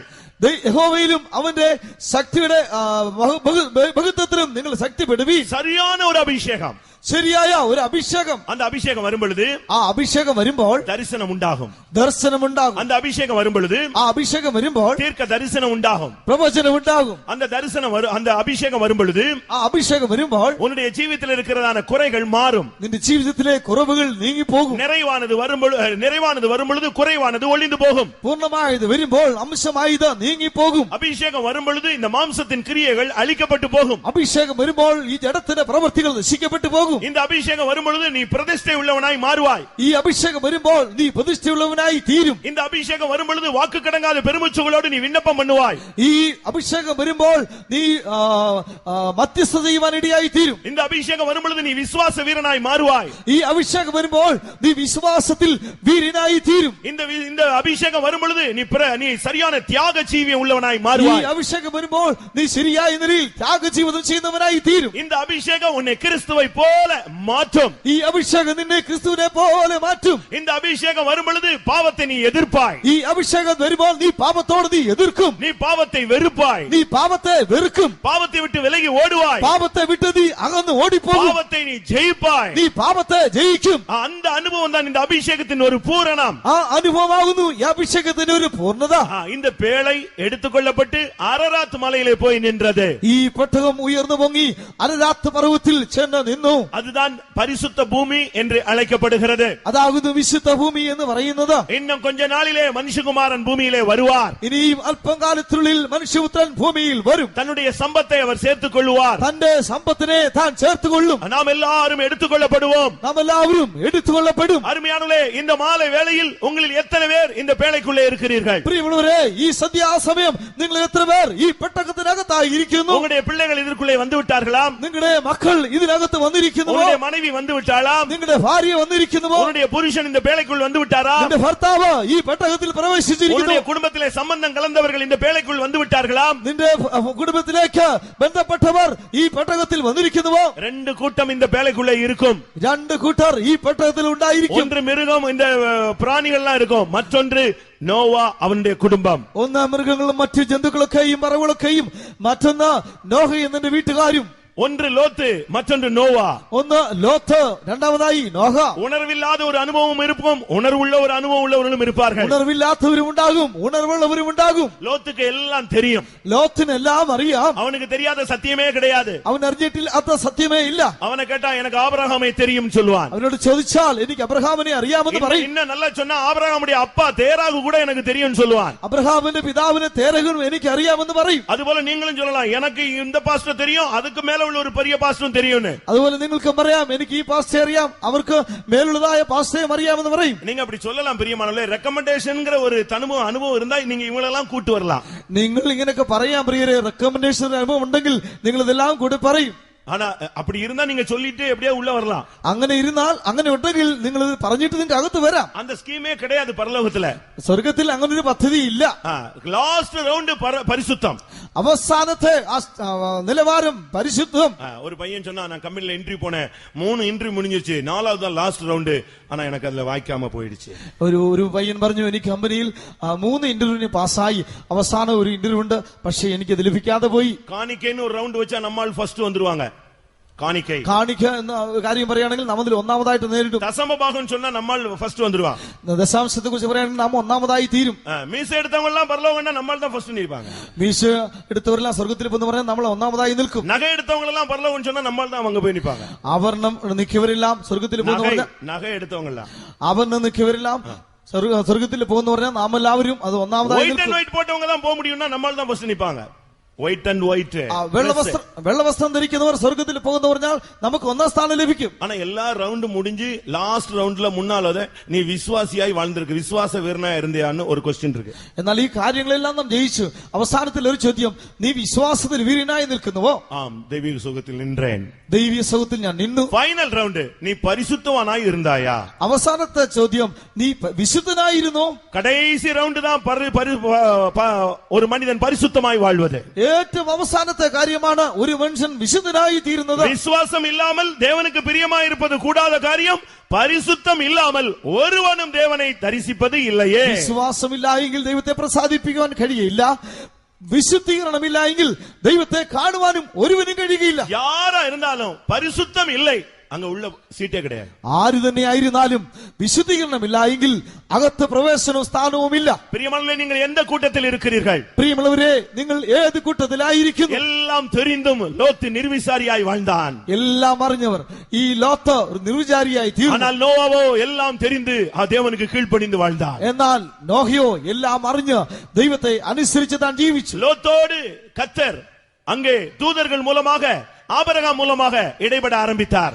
ലോത്തിനോട് ദൈവദൂതന്മാർ നിമിത്തമായും അബ്രഹാം നിമിത്തമായും ഇടപെടുവാൻ തുടങ്ങി. ஆனால் நோவாவோடு தேவன் நேரடியாக இடைப்பட்டார். എന്നാലോ നോഹയോടോ ദൈവം നേരിട്ട് തന്നെ ഇടപെടുന്നു. வாழ்க்கையின் வித்தியாசத்தை நீங்கள் பாருங்கள். ജീവിതങ്ങളുടെ വ്യത്യാസത്തെ നോക്കുക. அவனை அந்த சோதமிலிருந்து வெளியே இழுத்து வர வேண்டியது இருந்தது. അവനെ ആ സോദോമിൽ നിന്ന് വലിച്ചു വരേണ്ടതായിട്ട് വന്നു. ஆனால் ഇവനെയോ சொன்ன உடனே உள்ளே பிரவேசித்து விட்டான். എന്നാൽ ഇവൻ നോഹയെ സംബന്ധിച്ചോളൂ അവൻ അടുത്തി എന്ന് പറഞ്ഞ് അകത്ത് പ്രവേശിച്ചു. லோத்தின் மனைவியோ பின்னிட்டு பார்த்து உப்பு தூணாய் மாறினாள். ലോത്തിന്റെ ഭാര്യയോ പുറകോട്ട് നോക്കി ഉപ്പ് തൂണായി പോയി. ஆனால் நோவாவின் மனைவியோ சொன்ன உடனே பேழைக்குள் பிரவேசித்து എന്നാൽ விட்டாள். നോഹയുടെ ഭാര്യയോ അടുത്ത് വന്ന ഉടനെ അകത്തേക്ക് പ്രവേശിച്ചു. லோத்தின் பிள்ளைகள் பாவத்தின் பிடியிலே சிக்கி தவித்தார்கள். ലോത്തിന്റെ മക്കൾ പാപത്തിന്റെ ആ ബന്ധനത്തിൽ കുടുങ്ങിപ്പോയി. ஆனால் நோவாவின் பிள்ளைகள் பேழைக்குள்ளே பிரவேசிக்கும் ஸ்தானத்தை, ஸ்லாக்கியத்தை பெற்றுக் கொண்டார்கள். എന്നാലോ നോഹയുടെ മക്കൾ പെട്ടകത്തിനകത്ത് പ്രവേശിക്കുന്ന ആ ഭാഗ്യത്തെ പ്രാപിച്ചു. அந்த லோத்தினுடைய மருமக்கன்மார் அவர்கள் சோதமை விட்டு வெளியே வர எத்தனிக்கவில்லை. ആ ലോത്തിന്റെ മരുമക്കൾ സോദം വിട്ട് പുറത്തു വരുവാൻ അവർ ശ്രമിച്ചില്ല. ஆனால் நோவாவின் மருமகள்கள் பேழைக்குள்ளே வர ஆயத்தமாயிருந்தார்கள். എന്നാൽ നോഹയുടെ മരുമക്കളോ ആ പെട്ടകത്തിനകത്ത് വരുവാൻ ഒരുക്കമുള്ളവരായിരുന്നു. அந்த சோதமின் வாழ்க்கையை கண்டு கேட்டு அவன் இருதயத்தில் வாதிக்கப்பட்டும் அவன் அந்த சோதமை விட்டு வெளியே வரவில்லை. ആ സോദോമിന്റെ ആ ജീവിതത്തെ കണ്ടിട്ട് അവന്റെ ഹൃദയത്തിൽ വേദന ഉണ്ടായിട്ടും അവിടെ വിട്ട് പുറത്തു വരുവാൻ അവന് കഴിഞ്ഞില്ല. ஆனால் நோவாவோ இந்த உலகமே வேண்டாம், இந்த பேழைக்குள்ளே போக வேண்டும், தேவன் என்னுடைய கதவை அடைக்க வேண்டும், நான் ஆண்டவரோடு இருக்க வேண்டும் என்று ஆசைப்பட்டான். എന്നാൽ നോഹയോ ഈ ലോകം എനിക്ക് വേണ്ട, എനിക്ക് പെട്ടകത്തിനകത്ത് പ്രവേശിക്കണം, ദൈവം തന്നെ ഇതിന്റെ വാതിൽ അടയ്ക്കണം, ദൈവത്തോടുകൂടെ ആയിരിക്കണം എന്ന് താൻ ആഗ്രഹിച്ചു. அருமையானவர்களே, உங்களில் எத்தனை பேர் இந்த எந்த இரண்டு கூட்டத்திலே எந்தெந்த கூட்டத்திலே நீங்கள் இருக்கிறீர்கள்? പ്രിയമുള്ളവരെ, നിങ്ങൾ ഈ പറയപ്പെട്ട ഈ കൂട്ടത്തിൽ നിങ്ങൾ എത്ര പേരായിരിക്കുന്നു? நோவாவின் நாட்களில் நடந்தது போலவும் நடக்கும், லோத்தின் நாட்களில் நடந்தது போலவும் நடக்கும். നോഹയുടെ കാലത്ത് സംഭവിച്ചതുപോലെ നടക്കും, ലോത്തിന്റെ കാലത്ത് ഉണ്ടായതുപോലെ നടക്കും. லோத்தின் வாழ்வில் நடந்தது போலவும் நடக்கும், நோவாவின் வாழ்வில் நடந்தது போலவும் நடக்கும். ലോത്തിന്റെ ജീവിതത്തിൽ സംഭവിച്ചതുപോലെയും നോഹയുടെ ജീവിതത്തിൽ സംഭവിച്ചതുപോലെയും നടക്കും. சபைக்குள்ளும் லோத்துகள் உண்டு, சபைக்குள்ளும் நோவாக்கள் உண்டு. സഭയ്ക്കകത്തും ലോത്തുമാരും സഭയ്ക്കകത്തും നോഹമാരും ഉണ്ട്. பிரியமுள்ள நீங்கள் எந்த கூட்டத்தில் இருக்கிறீர்கள்? പ്രിയമുള്ളവരെ, നിങ്ങൾ ഏത് കൂട്ടത്തിലുള്ളവരാകുന്നു? தேவனுடைய சன்னிதானத்தில் இந்த வசனத்தை நிதானித்துக் கொண்டு உங்களுடைய கண்களை மூடுங்கள். അങ്ങനെ തന്നെ ദൈവത്തിന്റെ സന്നിധിയിൽ ഈ വചനങ്ങളെ ചിന്തിച്ചുകൊണ്ട് നിങ്ങളുടെ കണ്ണുകളെ അടയ്ക്കുക. முடிந்தால் முழங்கால் படியிடுங்கள். കഴിയുമെങ്കിൽ മുഴങ്കാൽമേൽ നിൽക്കുക. கர்த்தாவே, நான் லோத்தை போல நான் மாட்டிக்கொள்ள கூடாது. കർത്താവേ, ഞാൻ ലോത്തിനെ പോലെ ഞാൻ വഞ്ചിക്കപ്പെട്ടു പോകരുത്. நோவாவின் நாட்களிலே எப்படி இருந்தாலும் நோவா தேவனோடு நடந்து விட்டான். നോഹയുടെ കാലം എങ്ങനെയായിരുന്നാലും നോഹ യഹോവയോട് കൂടെ നടന്നു. இந்த உலகம் எப்படியும் இருக்கட்டும் ஆண்டவரே, என்னை எனக்கு உம்முடைய கண்களில் கிருபை கிடைக்க வேண்டும். കർത്താവേ, ഈ ലോകം എങ്ങനെയായിരിക്കട്ടെ, എനിക്ക് നിന്റെ മുൻപാകെ കൃപ ലഭിക്ക വേണം. பைபிள் எல்லாம் மூடி வையுங்க. ബൈബിൾ എല്ലാം മടക്കി വെയ്യുക. டைரி எல்லாம் மூடி வையுங்க. டைரி നിങ്ങളുടെ ബുക്കുകളെല്ലാം മടക്കി கொஞ்ச വെക്കുക. நேரம் சேர்ல இருக்கிறவங்க கூட முழங்கால் படியிட முடிந்தால் முழங்கால் படியிடலாம். കസേരയിലിരിക്കുന്നവരും കഴിയുമെങ്കിൽ അല്പസമയം മുഴങ്കാൽമേൽ നിൽക്കുക. முழங்கால் படியிடறதுக்கு காரணம் என்ன தெரியுமா? മുഴങ്കാൽമേൽ നിൽക്കുന്നതിന്റെ കാരണം എന്തെന്നറിയാമോ? அது தேவனுக்கு முன்பாக நம்மை சமர்ப்பிப்பது. അത് ദൈവത്തിന് മുൻപാകെ നമ്മെ തന്നെ സമർപ്പിക്കുന്നതാകുന്നു. மற்றொரு விதத்துல நீ தேவனுக்கு முன்னால முழங்கால் போட்டா பிசாசு உனக்கு முன்னால முழங்கால் போடுவான். മറ്റൊരു പറയുകയാണെങ്കിൽ നീ ദൈവത്തിന് മുൻപാകെ മുഴങ്കാൽമേൽ നിൽക്കുകയാണെങ്കിൽ പിശാച് നിന്റെ മുൻപാകെ മുട്ടുമേൽ നിൽക്കും. இன்றைக்கு நீ பேழைக்குள் பிரவேசிக்க வேண்டும். ഇന്ന് നീ പെട്ടകത്തിനകത്ത് പ്രവേശിക്കണം. சமாதானத்துக்குள் பிரவேசிக்க வேண்டும். സമാധാനത്തിലേക്ക് നീ പ്രവേശിക്കണം. சந்தோஷத்துக்குள் பிரவேசிக்க வேண்டும். സന്തോഷത്തിലേക്ക് പ്രവേശിക്കണം. அப்போஸ்தல ஐக்கியத்துக்குள் நீ பிரவேசிக்க வேண்டும். അപ്പോസ്തല കൂട്ടായ്മയിലേക്ക് നീ പ്രവേശിക്കണം. இந்த உலகத்துல தேவனுடைய கண்கள்ல கிருபை கிடைச்சதுன்னு சொன்னா நீ உத்தமனாய் நீதிமானாய் നീ വാഴ മുടിയും. ഈ ലോകത്തിൽ ദൈവത്തിന് മുൻപാകെ നിനക്ക് കൃപ ലഭിച്ചു എന്ന് പറഞ്ഞാൽ നിനക്ക് നിഷ്കളങ്കനായി നീതിമാനായി ജീവിപ്പാനായി കഴിയും. പാസ്റ്റർ ടി യു അവർ ഒരു ബൈബിൾ സ്റ്റഡി നടത്തിനാർ. പാസ്റ്റർ ടി യു അവർ ഒരു ബൈബിൾ സ്റ്റഡി നടത്തി. പരലോക രാജ്യത്തിൽ പ്രവേശിക്ക സ്വർഗരാജ്യത്തിൽ പ്രവേശിക്കാൻ ஒவ்வொரு நாளும் ஒவ்வொரு சப்ஜெக்டா பேசிக்கிட்டே வந்தாரு. ആ വിഷയത്തെ കുറിച്ച് ഓരോ ദിവസവും ഓരോ വിഷയം പറഞ്ഞുകൊണ്ടുവന്നു. எல்லாரும் ரொம்ப ஈகரா கடைசி நாள்ல வந்தாங்க. എല്ലാവരും വളരെ ഉത്സാഹത്തോടെ അവസാനത്തോളം വന്നു. கடைசி நாள்ல என்ன பாயிண்ட் சொல்லி நம்மள உள்ள கொண்டு போறாரு. അവസാനത്തിൽ നമ്മൾ ഏത് കാര്യം പറഞ്ഞ് നമ്മൾ അകത്തെ പ്രവേശിപ്പിക്കും. அவர் கடைசில சொன்னாரு, இதெல்லாம் கரெக்ட், இதை தாண்டி கிருபை இருந்தா உள்ள போகலாம்னு சொன்னார். അവർ പറഞ്ഞു ഇതെല്ലാം ശരി തന്നെ, ഇതിലും ഉപരിയായി கிருபையுണ്ടെങ്കിൽ அகத்து பிரவேசிப்பான் കഴിയും. அதுதான் இன்னைக்கு கிருபையின் ஆவி அபிஷேகத்தின் மூலமாய் உங்கள் மேல் இப்பொழுது அருளப்பட போகிறது. അതുകൊണ്ടാണ് കൃപയുടെ ആത്മാവ് അഭിഷേക നിമിത്തമായി നിങ്ങളുടെ മേൽ ഇപ്പോൾ പകരപ്പെടുവാൻ പോകുകയാണ്. தாவீதின் குடும்பத்தின் மேலும் எருசலேம் குடிகள் மேலும் விண்ணப்பங்களின் ஆவியையும் கிருபையின் ஆவியை நான் ஊற்றுவேன் என்று சொல்லி இருக்கிறது. ദാവീദ് ഗൃഹത്തിന്മേലും യെരുശലേം നിവാസികളുടെ മേലും യാതൊരുടെയും പക്ഷപാതത്തിന്റെയും നിലവിലുടെയും ആത്മാവിനെ ഞാൻ പകരുമെന്ന് പറഞ്ഞിരിക്കുന്നു. இந்த கூட்டம் முடியறதுக்குள்ளே இந்த அபிஷேகம் உன்மேல் இறங்கினால் இனிமேல் நீ ஜெப வீரனாய் மாறுவாய், நீதிமானாய் மாறுவாய், உத்தமனாய் மாறுவாய். நீ இந்த உலகத்திலேயே இருந்தாலும் கர்த்தரோடு நடப்பாய். ഈ യോഗം തിരുന്നതിന് മുൻപേ നിന്റെ മേൽ അഭിഷേകം ഇറങ്ങിയാണെങ്കിൽ നീ ലോകത്തിൽ നീതിമാനായി തീരും, നീ നിഷ്കളങ്കനായി തീരും, നീ കർത്താവിനോടുകൂടെ നിന്റെ ജീവിതകാലം തീരുവോളം നടക്കുവാൻ ഇടയായി തീരും. அந்த நோவாவுக்கு தேவனுடைய கண்களில் கிருபை கிடைத்தது போல எனக்கு, என் மனைவி, என் புருஷன், என் பிள்ளைகள், என் குடும்பத்தை சார்ந்தவர்களுக்கு தேவனுடைய கண்களில் கிருபை கிடைக்க வேண்டும் என்று வாஞ்சிக்கிறவர்கள் கண்களை மூடி உங்களுடைய வலது கரத்தை உயர்த்துங்கள். ആ നോഹയ്ക്ക് ദൈവത്തിന് മുൻപാകെ കൃപ ലഭിച്ചതുപോലെ എനിക്കും എന്റെ ഭാര്യയ്ക്കും എന്റെ മക്കൾക്കും എന്റെ വേണ്ടവർക്കൊക്കെയും ദൈവത്തിന് മുൻപാകെ കൃപ ലഭിക്കണം എന്ന് ആഗ്രഹമുള്ളവർ നിങ്ങളുടെ കണ്ണുകൾ അടച്ചുകൊണ്ട് വലങ്കരങ്ങളെ ഉയർത്തി ദൈവത്തിന് മുൻപാകെ നിങ്ങൾ ആയിരിക്കുക. ஏதோ ஸ்கூல்ல சொல்ற மாதிரி உங்களுடைய கைகளை உயர்த்த சொல்லுகிறது இல்லை பிரியமானவர்களே. ஸ்கூல்ல சொல்ற மாதிரி சொல்லல. സ്കൂളുകളിൽ പറയുന്ന പോലെ ഞങ്ങൾ നിങ്ങളുടെ കൈകൾ ഉയർത്താൻ പറയുന്നില്ല. நீங்க உங்களுடைய கைகளை உயர்த்தும் பொழுது உங்களுடைய ஆத்மாவின் ஏக்கத்தை நீங்கள் வெளிப்படுத்துகிறீர்கள். നിങ്ങൾ നിങ്ങളുടെ കരങ്ങളെ ഉയർത്തുമ്പോൾ നിങ്ങളുടെ ആത്മാവിന്റെ ആ ഞരക്കത്താണ് വെളിപ്പെടുന്നത്. உள்ளுக்குள்ள இருந்து கர்த்தாவே, நோவாவுக்கு உம்முடைய கண்களில் கிருபை கிடைத்தது, எனக்கு அந்த கிருபை வேணும் ஆண்டவரே. നിങ്ങളുടെ ഹൃദയത്തിന്റെ അന്തരംഗത്തിൽ നിന്ന് യഹോവേ, നോവയ്ക്ക് ഇതിനു മുൻപാകെ കൃപ ലഭിച്ചല്ലോ, അതേ കൃപ എനിക്ക് വേണമേ എന്ന് പറയുക. நான் ஒரு வார்த்தை சொல்லுகிறேன் பிரியமானவர்களே, இந்த நவநாகரிக உலகத்தில் இருக்கிற வாலிபர்களே, ஆண்டவருடைய கிருபையை கேளுங்கள். ഞാനൊരു വാക്ക് പറയട്ടെ, ഈ നവീന ലോകത്തിലായിരിക്കുന്ന യൗവനക്കാരെ, ദൈവത്തിന്റെ കൃപയെ നിങ്ങൾ അന്വേഷിപ്പീൻ.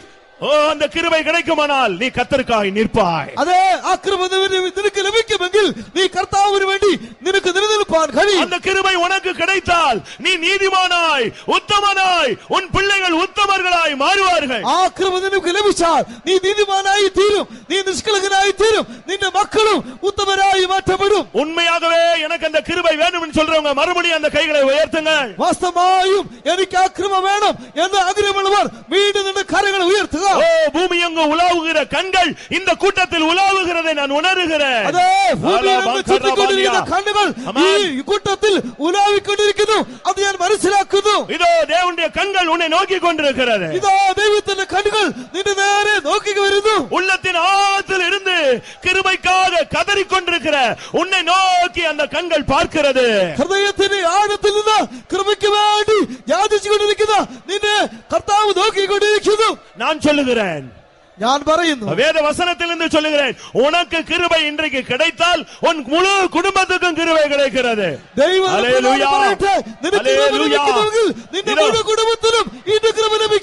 இதோ கிருபையின் ஆவி நம்முடைய மத்தியில இறங்கட்டும். இதோ விண்ணப்பங்களின் ஆவி நம்முடைய மத்தியில இறங்கட்டும். பரிசுத்த ஆவி நம்முடைய மத்தியில இறங்கட்டும். சத்திய ஆவி நம்முடைய மத்தியில இறங்கட்டும். സത്യത്തിന്റെ ആത്മാവ് നമ്മുടെ മധ്യേ ഇറങ്ങട്ടെ. ஒரு அக்கினி அபிஷேகம் நம்முடைய மத்தியில இறங்கட்டும். ഒരു അഗ്നി അഭിഷേകം നമ്മുടെ മധ്യേ ഇറങ്ങട്ടെ. ஹல்லேலூயா. ஆவியானவர் இறங்குகிறதை நீங்கள் கண்கூடாய் பார்க்கலாம். പരിശുദ്ധാത്മാവ് ഇറങ്ങുന്നത് നിങ്ങളുടെ കണ്ണുകൾ കൊണ്ട് നിങ്ങൾക്ക് കാണുവാൻ കഴിയും. கிருபை இறங்குவதை நீங்கள் நேருக்கு நேராய் பார்க்கலாம். കൃപ ഇറങ്ങുന്നത് നിങ്ങൾക്ക് നേരായി കാണുവാൻ കഴിയും.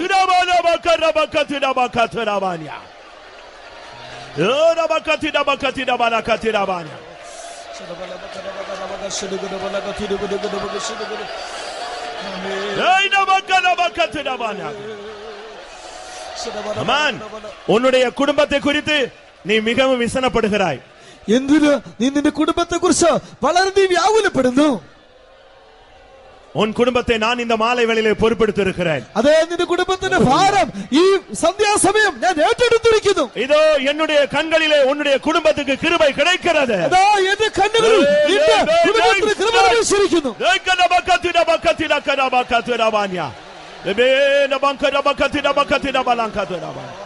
ஆமென்.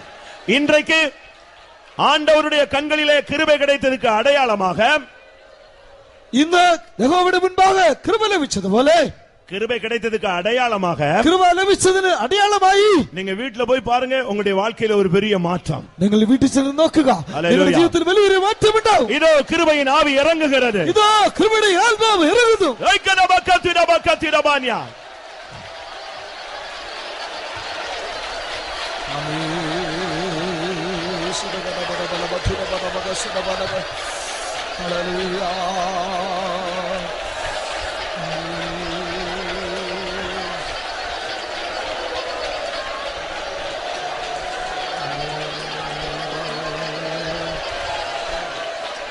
Hallelujah, hallelujah, hallelujah. Oh, nabakati nabakati nakadabakati nabanya. Hallelujah, hallelujah, hallelujah. Amen. Nabakati nabakati nabanya. Amen. உன்னை விழ வைக்கும்படியாக ஒரு ஆவி போராடி கொண்டே இருக்கிறது. നിന്നെ താഴ്ത്തുവാൻ വേണ്ടി ഒരു ആത്മാവ് പോരാടിക്കൊണ്ടിരിക്കുന്നു. ஆனால் நானோ உன்னை நிலைநிறுத்தும்படியாய் போராடி கொண்டிருக்கிறேன். ഞാൻ നിന്നെ നിലനിർത്താൻ പോരാടിക്കൊണ്ടിരിക്കുന്നു.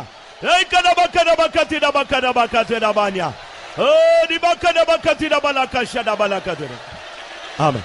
ஆமென். பிரியமானவர்களே, இப்பொழுது கிருபை ஒரு அபிஷேகமாய் நம்முடைய மத்தியிலே இறங்கட்டுமே. പ്രിയമുള്ളവരെ, ഇപ്പോൾ കൃപ ഒരു അഭിഷേകമായി നമ്മുടെ മധ്യേ ഇറങ്ങുവാൻ പോകുകയാണ്. உன்னுடைய சிந்தையில் அந்த கிருபை இறங்கட்டும். നിന്റെ ചിന്തയിൽ ആ കൃപ ഇറങ്ങട്ടെ. உன் கண்களில் அந்த கிருபை இறங்கட்டும். നിന്റെ കണ്ണുകളിൽ ആ കൃപ ഇറങ്ങട്ടെ. உன்னுடைய வாயின் வார்த்தைகளிலே கிருபை இறங்கட்டும். നിന്റെ വായിലെ വാക്കുകളിൽ ആ കൃപ ഇറങ്ങട്ടെ.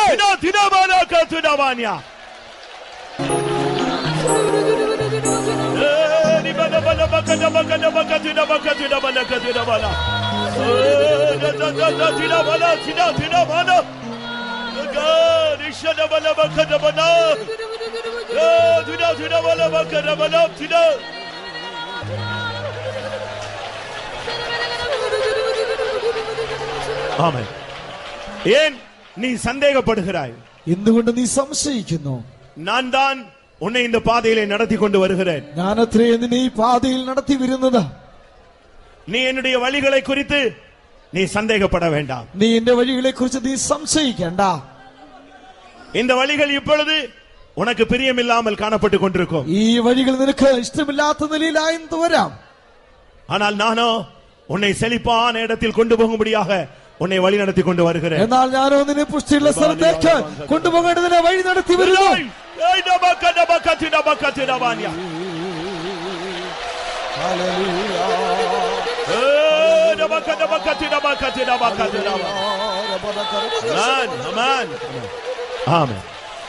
இந்த பாதை எனக்கு தீயை போல இருக்கிறது. ഈ പാത എനിക്ക് തീ പോലെയായിരിക്കുന്നു. இந்த பாதையிலே நான் மூழ்கி விடுவேனோ என்று நான் பயப்படுகிறேன். ഈ പാതയിൽ ഞാൻ മുങ്ങി പോകുമോ എന്ന് ഞാൻ ഭയപ്പെടുന്നു. அநேகர் என் வாழ்வில் என் தலையின் மேலே ஏறி போய் கொண்டிருக்கிறார்கள். അനേകർ എന്റെ ജീവിതത്തിൽ എന്റെ തലയ്ക്ക് മീതെ പോയിക്കൊണ്ടിരിക്കുന്നു. பயப்படாதே, ഭയപ്പെടേണ്ട. தீயையும் தண்ணீரையும் கடந்து வந்தாய், തീയെയും വെള്ളത്തെയും കടന്നു ഞാൻ വന്നു. ஆனால் செழிப்பான இடத்தில் கர்த்தர் உன்னை கொண்டு வந்து நிறுத்துவார். എന്നാൽ പുഷ്ടിയുള്ള ഒരു സ്ഥലത്ത് ദൈവം നിന്നെ കൊണ്ടുവന്ന് നിർത്തും.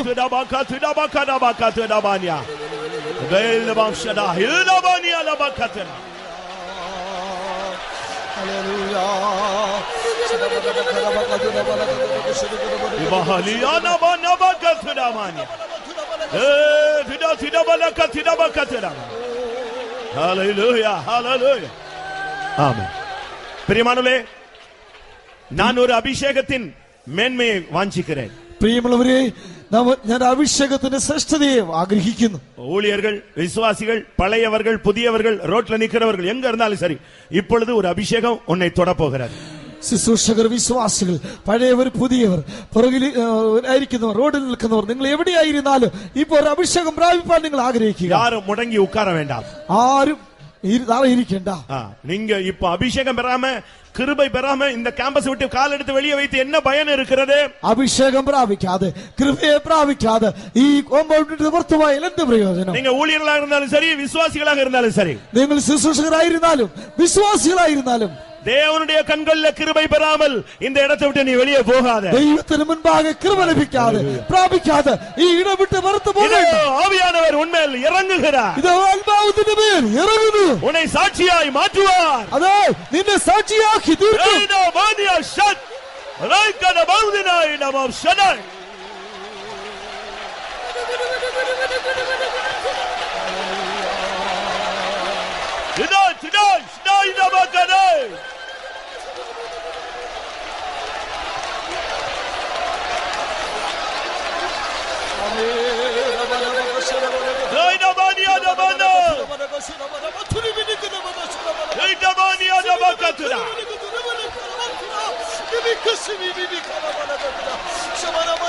ஆமென். நீ ஒரு யுத்த களத்தில் நிற்பது போல நின்று கொண்டிருக்கிறாய். നീ ഒരു യുദ്ധകളത്തിൽ നിൽക്കുന്നത് പോലെ നിൽക്കുകയാണ്. நீ இந்த கூட்டம் முடிந்து போன பின்பு ஒரு சூழ்நிலையை சந்திக்க வேண்டியது இருக்கிறது. നീ യോഗം കഴിച്ചു പോകുമ്പോൾ ഒരു സാഹചര്യത്തെ നേരിടേണ്ടതായിട്ട് വരും. பயப்படாதே. എന്നാൽ നീ ഭയപ്പെടേണ്ട. என்னாலே நீ அந்த மதிலை தாண்டுவாய். ഞാൻ നിമിത്തം മതിൽ നീ ചാടിക്കടക്കും. என்னாலே நீ அந்த சேனைக்குள் பாய்ந்து போவாய். ഞാൻ നിമിത്തം നീ ആ സൈന്യത്തിലേക്ക് പാഞ്ഞു ചെല്ലും.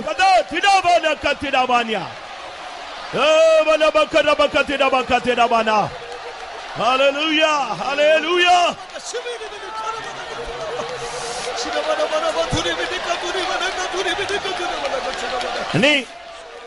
நீ சிறைச்சாலை அனுபவத்தில் இருப்பது தேவனுடைய சித்தம் அல்ல. നീ കാരാഗ്രഹത്തിന് അനുഭവത്തിലായിരിക്കുന്നത് ദൈവഹിതമല്ല.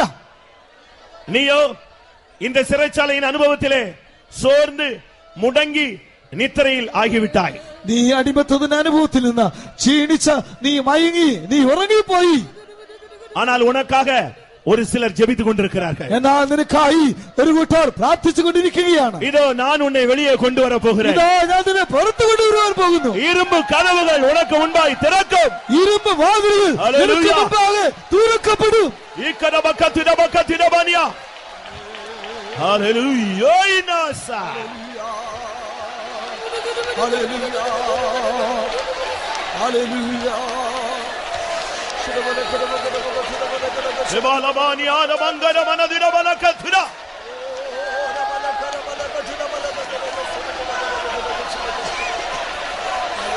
യദബനബാനിയാ നബക്കത്തിടബക്കത്തിട. ഹല്ലേലൂയ. രഹീലബനവനവന.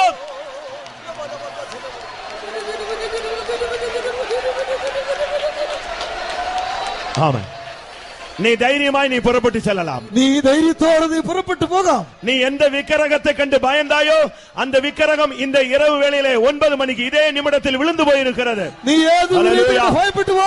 ஆ விக்கிரகம் ഈ 9 மணிக்கு தாழ விடுகிறது. நீ தைரியமாய் புறப்பட்டு செல். நீ தைரியத்தோடு போகலாம். உனக்கு இருக்கிற இந்த பலத்தோடு போ. உனக்குள்ளதாக ഈ ബലത്തോடு നീ പോകலாம். ஹபி நபாலா கத்டபா கத்டபாயா. ஆமென் ஆமென் ஆமென். யா நபாலா கத்டபா கத்டபா கத்டபாயா.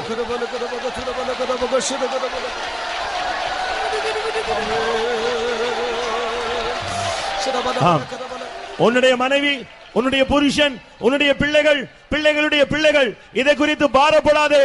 என்னுடைய கண்களிலே உனக்கு கிருபை கிடைத்ததினால் நிச்சயம் அவர்களை காலா காலங்களில் நான் சந்தித்து இந்த பேழைக்குள்ளே கொண்டு வருவேன்.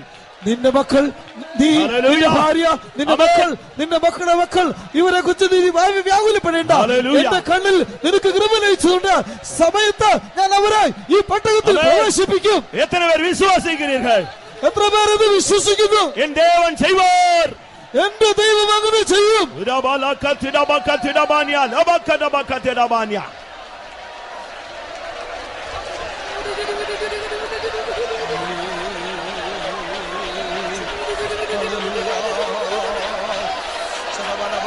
ஹல்லேலூயா ஹல்லேலூயா ஹல்லேலூயா.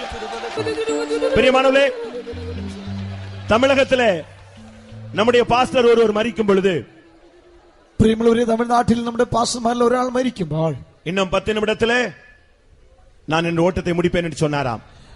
ഇനിയും അല്പം 10 മിനിറ്റിനുള്ളിൽ ഞാൻ എന്റെ ഓട്ടം തികയ്ക്കും എന്ന് താൻ പറഞ്ഞു. எனக்கு ரதம் வந்து கொண்டிருக்கிறதுன்னு சொன்னாரா? എനിക്ക് രഥം വന്നിരിക്കുന്നു എന്ന് താൻ പറഞ്ഞു. அப்படியே படுத்து விட்டாரா? അങ്ങനെ പറഞ്ഞ ഉടനെ താൻ കിടന്നു. 10 நிமிடத்துல அவர் தன்னுடைய ஓட்டத்தை முடித்து விட்டார். 10 മിനിറ്റിനകത്ത് തന്റെ ഓട്ടം താൻ അവസാനിപ്പിച്ചു. அந்த நேரத்துல கேரளத்துல ஒரு സഹോദരനുക്ക് ഒരു സ്വപ്നം.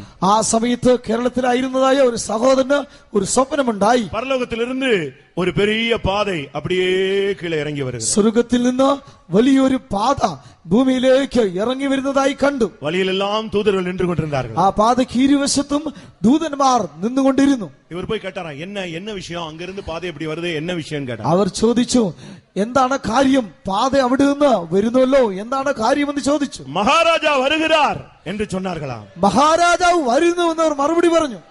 கொஞ்ச நேரத்துல பார்த்தால் ஒரு ரதம் வந்து கொண்டிருந்ததா. അല്പസമയം കഴിഞ്ഞപ്പോൾ ഒരു രഥം വന്നിരുന്നു. அப்ப கீழே இருந்த ஒரு ரோடு அதுல போய் இணைந்ததா. താഴെ നിന്ന് ഒരു പാதை, ഒരു വഴിയും മുൻപോട്ട് പോകുന്നു. அந்த பாதையில ആ போய் പാതയിലേക്ക് ചെല്ലുന്നു. கீழே இருந்த ஒரு ரதத்துல ஒருவர் ஏறி வந்தார். താഴെ നിന്ന് വരുന്ന ആ പാതയിൽ കൂടെ ഒരു രഥത്തിൽ ഒരുവൻ കയറി ചെല്ലുന്നു. குறிக்கப்பட்ட இடத்துல இந்த ரதத்துல இருந்து இந்த நபரை அந்த மகாராஜா தன்னுடைய ரதத்தில் ஏற்றி ரதம் திரும்பி வானத்தில் திரும்பி விட்டது. പാതകൾ തമ്മിൽ സന്ധിക്കുന്നിടത്ത് ഈ താഴെ നിന്ന് വരുന്ന ആ രഥത്തിലെ ആ വ്യക്തി മഹാരാജാവ് വന്ന ആ രഥത്തിൽ കയറി പോകുന്നു. അപ്പൊ ഇവർ பார்த்தாரா, അപ്പോൾ താനത് കണ്ടു. யார் அதுன்னு சொல்லி ഇത് ആരാകുന്നു എന്ന് നോക്കി. நம்முடைய பாஸ்டர் அந்த 10 நிமிஷத்துக்கு முன்னால மரித்தான்னு சொன்னாரு, அதே பாஸ்டர் தான் ரதத்துல போய் அந்த ரதத்தோடு சேர்ந்து மகாராஜாவோடு போய் விட்டார். 10 നിമിഷത്തിനകത്ത് ഞാൻ മരിക്കുമെന്ന് പറഞ്ഞ അതേ പാസ്റ്റർ ആ രഥത്തിൽ ചെന്ന് മഹാരാജാവിന്റെ രഥത്തിൽ കയറി പോകുകയുണ്ടായി. ராஜாதி ராஜாவாய் மறுபடியும் அந்த ரதம் வரப்போகிறது. അതെ, ആ മഹാരാജാവ് രാജാതി രാജാവ് വീണ്ടും വരുവാൻ പോകുന്നു. നമ്മിൽ എത്ര പേർ അവരെ സന്ധിക്ക ആയത്തം, നിങ്ങളിൽ എത്ര പേർ അവനെ എതിരേൽപ്പാൻ ഒരുക്കമായിരിക്കുന്നു. ഹല്ലേലൂയ. എത്ര പേർ ആയത്തമായിരിக்கிறீர்கள்? ഹല്ലേലൂയ. എത്ര പേർ ഒരുക്കമായിരിക്കുന്നു. ഓ, அந்த நாள் சமீபமாயிருக்கிறது. ആ സമയം അടുത്തിരിക്കുന്നു. യാ ലബകദബകതിദബകതിദബാനി